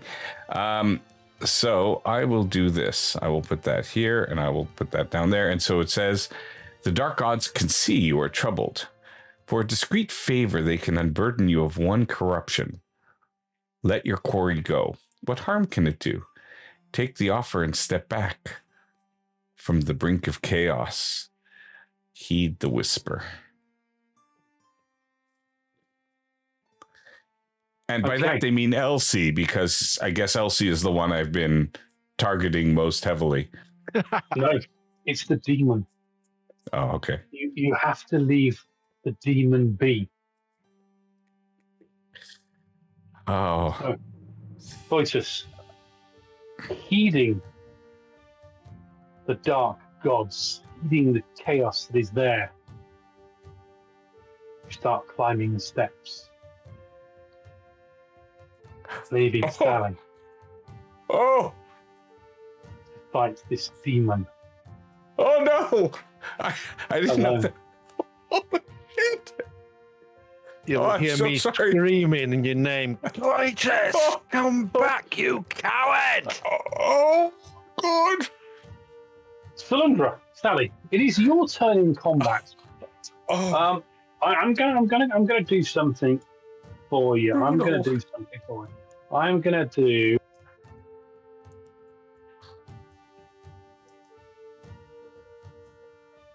Sally. Challenge.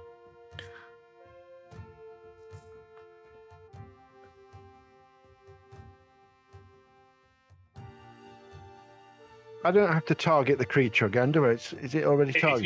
If you're still targeting it, you're still done. Okay, Sally? I did a perception test for you. Yeah. You rolled a 2.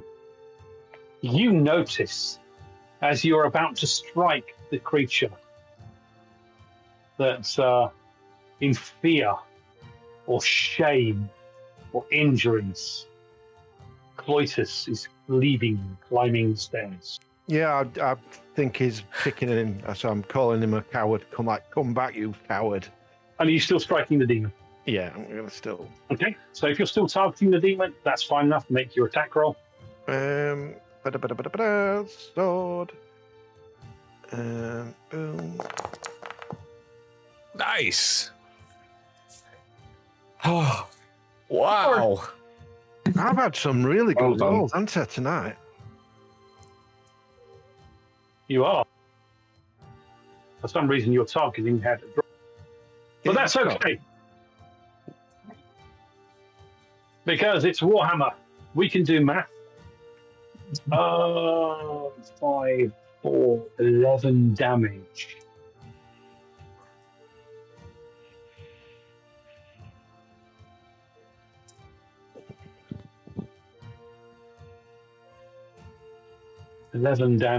Its toughness is 4.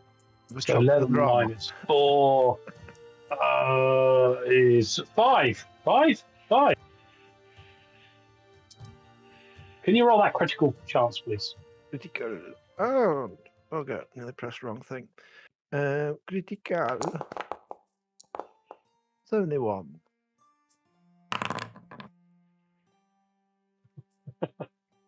You stab through the body of this creature. Its eyes kind of just open in wide wonder as you plunge the blade through it. And it kind of... I read that and thought, oh shit, I pulled my back over. No. What? As you can see, that there's an extra 4 wounds. Defeats this creature as this shambling thing splits into nothingness. Does it disappear? Does it dissolve? No, it doesn't. It's kind of lying on the ground, this pink, pussy creature. Can I hack its head off? I want to make sure it's properly dead and it's not getting back up. Okay. And then obviously I'll go and see if You it's alive. slice its head off. And then suddenly it starts to disintegrate into whatever foul magic had been holding it together. And it's just like a fleshy, pussy paw on the stone floor of this shrine. The innkeeper's head is stopped now, gushing blood out of what's left of its neck. And you, finding yourself alone, rush over to Elsie. And you can see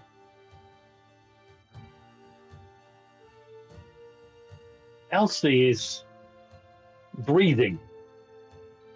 There's life within her. You feel that dart, how it pierced through her body. Should have taken her out. But as you look down, she's holding just the handle of one of her black powder pistols. And the barrel and other bits of metal are on the floor next to her body. It seems that darts must have been partially deflected by the pistol. Yet she is alive. I would know whether Cloytus is any good at administering like first aid. Is he any better than me? I'll shout as loud as I can. Cloytus, Elsie needs you. The danger's over. Come on, finish her off. You coward. Okay. Cowardice is not in my vocabulary. I was protecting you from me. Can't you see everything was off? Limp down here, you wretched man. Yes, come down here right away. Good job. And you don't want to be running around up there on your own because there's that skinny chap. Yeah, he didn't seem very animated to me. I think he's still working on that beer stain. But I'm gonna rush to Elsie and see what I can do to help her. The spider thing that you claim to have killed. Obviously they're all part of the same thing, but I wonder. I'll point to where the demon things died and like disappeared. I wonder if that he disappeared the same. There's a pile of pink pus, blood and flesh, and the barkeep's remains in his head, crunched skull, and there's an eyeball there, partially dissolved in. It was like it's acid that it's partially dissolved in. The spider thing didn't leave any remains there, did it? No, it didn't. Oh no, I don't think you killed him. But this thing was far more powerful. You must chop the heads off to be sure. Follow my example. Chop the heads off. As you look over, Elsie, you kind of come round. Your chest hurts like hell. And you kind of look down to see and you see in your hand one of your black powder pistols. All you're holding is the handle and the trigger guard, and the top of it. It's been shattered in metal. It's been cut by an axe of a blacksmith. Shattered through. One of your black powder pistols is gone, but you kind of feel the fates of Sigmar are with you. He must have saved you. Sigmar must have saved you. Those are quite dangerous things. I've heard about them misfiring and just blowing their mechanisms completely off. Do I know what happened? As in, like, do I know that as magic? Or you basically saw the magical darts from Cloytus. He was aiming at the creature, but you were, up in close combat because you just been fighting the creature, and it's like you were trying to dodge in battle. And as he fired, these darts came out of his hands. They kind of missed the creature and just impacted into you. And you thought you were gone. You were trying to reload your weapon. In fact, you reloaded your weapon, and you see the powder and the shot is scattered on the floor. My gun! I left my gun. It's expensive. I got to get another one now. Well, I should have another one, but what? Cloyus! You've been casting magic again. The potato. Where's my potato? Did my potato explode? No, because I can still see it if I look behind me. Oh, good. Okay. Phew. It's kind of partially split on the floor, still sending out a little bit of light. I'm pretty sure you suffered a misfire on that weapon. I go see the gun maker about that. Maybe get your money back or buy one from a different gun maker. Do you take me for being stupid, Cloysus? That was no misfire. No. My powder was not wet. And I wouldn't have misfired, it wouldn't have fired. Implosions? They're dangerous things, those things. I really don't think they're going to be the weapon of the future. Nothing beats good steel. If that would have imploded, I wouldn't have had a hand left, Pointus. Well, okay. Sigmar be praised. Sigmar is watching out for you today. Sally. We have bigger problems here. As you are stood there listening to Elsie and Cloytus kind of discuss the situation of what happened, you notice that there was a chest over on the far side. It's right by Elsie. You see the chest has broken open, and you see there's a bottle of red wine on there, and you're going to see the label. It's the finest Bretonnian red wine. Just kind of seems to have been in the chest. What is an inn like this doing with fine wine? Are they smugglers? Are they being smuggling, or it seems really out of place? But you also see the shine of gold coins, and this I'm more interested in the gold. catches all of you there. Cloytus, you are discussing with Sally, and your kind of eyes are drawn to the bottle rolling out of the broken chest, the gold there. But you also see a book, small, about A5 size, black binding, just lying there. Books are important things. I could read the title of that, and we could see it might, it may be the story of when Sally met Cloytus. It may be a lot of things, Cloytus, but I think you need to attend to Elsie's injuries. She was injured by the creature before you shot her daughter to her. I'm not sure if there's... Wait, Sally. Oh, thank you. Look at so you just deal with that, and I'll sort these people here. Can I? Look at how many guns that I'm a could noble. buy. I presume I can read. Elsie, first. You guys, as you kind of stood there and you're seeing this whole thing, Cloytus is leaning over you. You can see there are blood stains coming out of his eyes, his nose, into his mouth, the sides of his mouth, and you can see there's blood on his ears and coming down his neck as well. And I'm covered in blood. And Sally is totally covered in blood. Sally, can you read? That's a good question. I think you can. I worship. I noticed the book. Blood God. So I'm going towards it. Red suits you, by the way, Sally. Okay, you Look can at what the read, demon did to us. but the title of the book, it's in a language you can't read. It's totally unknown to you. But you can see there's 10 with gold crowns. The chest, does that look out of place? Is it something they've brought here, or does it belong to the inn? It doesn't look like it belongs to the inn.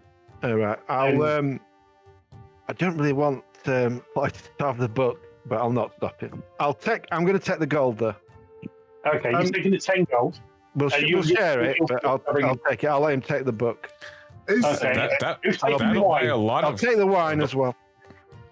They're taking everything. That 10 gold will buy a lot of firearms, but I'm going to check out the book to see if I can read the title. I'll take the gold because I lost the firearm through Cloytus, and you take share. the wine. No. We share everything. We share the gold. So it's two gold pieces each. This is 4 of us. You've left somebody. If he's still alive, there's another member of this group. So that's 2 gold pieces each, and then I'll keep the other 2 in like a group kitty. I'll look after that. Okay, I'll add that to your totals afterwards. And the wine. Cloister's, Worth more. Is that statue still there, Andrew? it is broken and shattered. That's all right. I would like to free the prisoners. I'll leave them. No, I'm not doing that. I'm joking. They're You can innocent. see the woman is there. She is drowsy, not fully awake yet, and she's, of course, tied up next to what you assume may be her husband or her father. Of course, he's got the head now, so that's a little difficult. There's also two other peasants there that are tied up, but they look like they're drugged. Is what you would say. Need to try and wake them up, and we need to find out how many people are involved. How many people came and did this? Because there's the Okay. skinny guy. There might be others. You went down here, Sally. That was the makings of Zinch. Does that mean anything to me? Or do I know? I mean, I'll know about chaos, won't I? But do I know? You know about chaos, but you won't necessarily. Okay, I'll let you make a law right land roll, which you've got a good chance of getting challenging.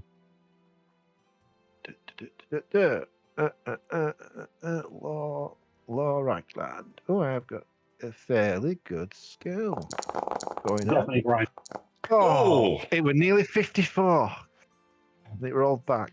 And I explained it to him. You can explain it to him that Zinch is one of the chaos gods. It's a goddess of chaos, and it revolves around magic. And I'm looking at Cloytus saying this. The Lord of Change, the Architect of Fate, the Great Sorcerer, the Changer of Ways. Sorcerer's bad, and I'll look at Cloytus again. Yes, and we're both looking at Cloytus like with daggers. I guess Sally's doing the same thing. Cloitus, could you make a cool roll, please? Damn it. Yes, I can make it. Will I? Has he snatched the book from me then? Oh, yeah, There you go. I will try to re-roll that with my last fortune. Okay, yeah. Because that's what they're for. That is what they're there for.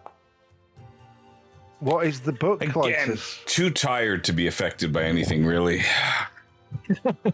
The book is cold in your hands as you feel the cover and the binding. It is definitely something evil. It's not leather binding. It could be, but it's not the leather of an animal. Ugh. The words on there, the symbolism, you cannot read it, but he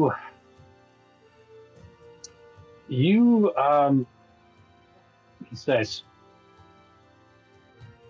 you have a talent called Second Sight, which allows you to see the shifting winds of magic. You see Dar magic, D-H-U-R, which is dark magic of death, permeates this book. The others don't perceive this. This is just something you perceive, but you perceive the magic within this book. This is a grimoire, but you are not skilled or able to read it. And you know that if you open it at the moment, it could drive you insane.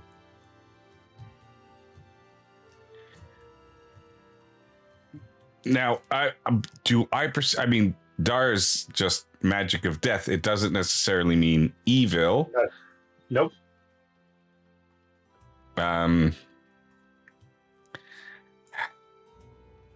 But it wouldn't. So it doesn't necessarily. It's just a school of magic. Yes, I mean the colleges of magic. There's 12 colleges of magic. He says as he goes. You've got the law of magic, which are gold wizards. Right. You've got the law of life, jade. The law of the law of heavens, which is celestial. The law of shadows, grey. The law of death, amethyst wizards. So there are wizards within the college of mankind that can access this magic, but also some darker types of magic can be activated by this. My precious. So I'll look at Sally when I say this. Of course, this explains it. The magic, the mishap, the misfiring, doing magic in such close proximity to this unknown entity such as this. It all makes sense. But yet this book is very valuable and will fetch a high price at the College of Magic, where they'll be able to keep it safely. Of course, it did cause the magical mishaps in that room. Let's burn it then, Clytus. Sally, I am going to leave this in your possession while I ponder this. Now, remember, it's very valuable. I mean, easily, I think something like this could fetch 50, 60 golden crowns minimum. Maybe if it's a very especially rare volume, maybe even double that. Who knows? I'll take it then. If you give it me, I'll look after it. That's a little wine. Also, didn't you also notice? Sorry. Go ahead. Sorry. That's not important.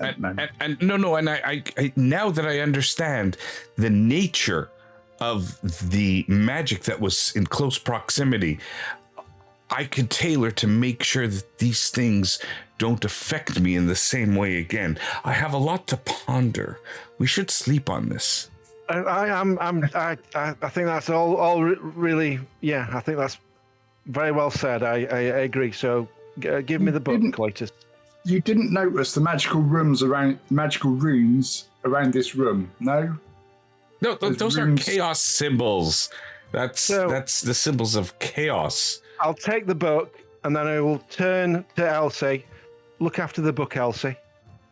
Oh, sure I will. I mean, I know you're not going to read it because you can't read, but so that's probably probably the best person to look after. Safest person to give it to, eh? Yeah, I can read it. I might be tempted. This book is really cold in your hand. Isn't it? Really cold. I don't want anything to do with it, and I know you probably don't. So the decision's yours. I know what I'd like to do. Put it on a fire. Well, you'll have to tell me. Clytus or the book? Both of them at the same time. We could use the book to burn Clytus. Yeah.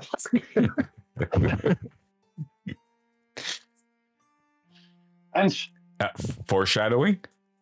As you head out of this shrine, releasing and taking up the innkeeper's wife, the two peasants, you search the rest of the inn for any more of these mutants that you've seen. You notice that upstairs there's blood on several of the rooms. Carpet has been ripped up. You found that carpet's soaked in blood as well, hidden in one of the upstairs rooms. You secure the hooded man. You return with poor Gunnar, bringing him into the inn. The fire is there. Did you burn the book? Elsie? I'm just gonna. I would like to roll a dice, hot evens and odds. Is that okay? You I'll can do do that. whatever you want. So However you feel Make you a want to decision. justify. Decide what your character would do. I don't roll a dice. right, okay, all right. My cat would burn it. Burn it then. I'm for gonna burning chuck it. on the fire. I'm going to chuck it on for fire. If he's going to do that, and it's something that I notice, and I know that it's cold, I'm going to try to subtly recover it, if possible. And that's totally up to you. But if I know this whole play, I really thought Sally would go after the gold, but she's not. So when she gave it to him, I'm going to be a little bit more on well, and you know, maybe try to subtly recover it if it's possible. I felt how cold it is. I'm not concerned that fire is going to hurt it necessarily. Such a magical tomb as this probably has protections, is my mind thoughting, but I could be wrong. As you cast the book into the fire engulfs the book. There's a smell of cooked pork. Oh, As flames engulf the book. And you see the flames rising up. And you subtly leave it to let the fire engulf it. You recover those that were trapped. You find that the man that was downstairs was the actual innkeeper. The woman and two local peasants who were in here drinking were waiting for a coach to arrive. They were waiting for your coach to arrive. Earlier in the day, these creatures, these mutants, these foul beasts, these bandits, overwhelmed the peasants and the patrons of the inn, including a local road warden who was stabbed in the back. You settle down and sleep through the night. Okay, I would like Elsie to make a perception roll, and I would like Cloytus to make a. Oh, what are we going to make? I want Cloytus to make a stealth roll, please. oh.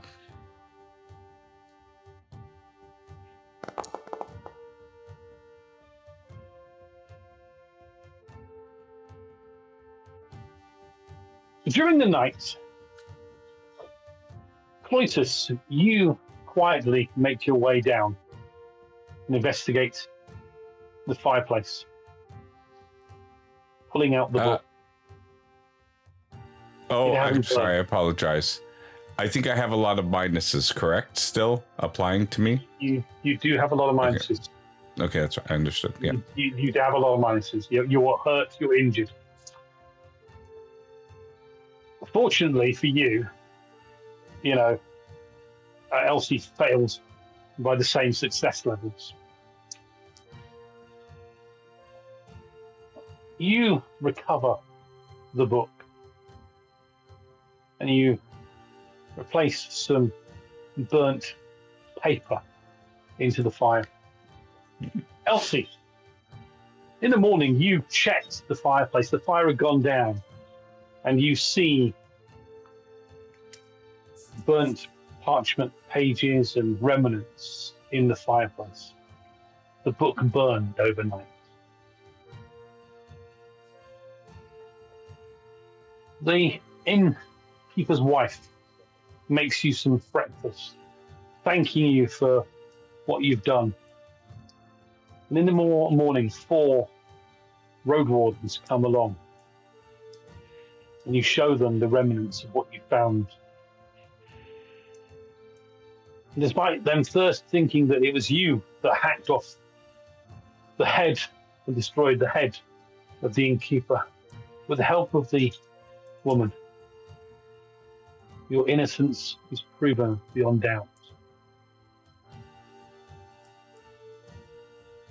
And that morning, you all, with Gunnar and Ralph the coachman, continue on your journey to the strike. And that is where we will finish. No. Oh.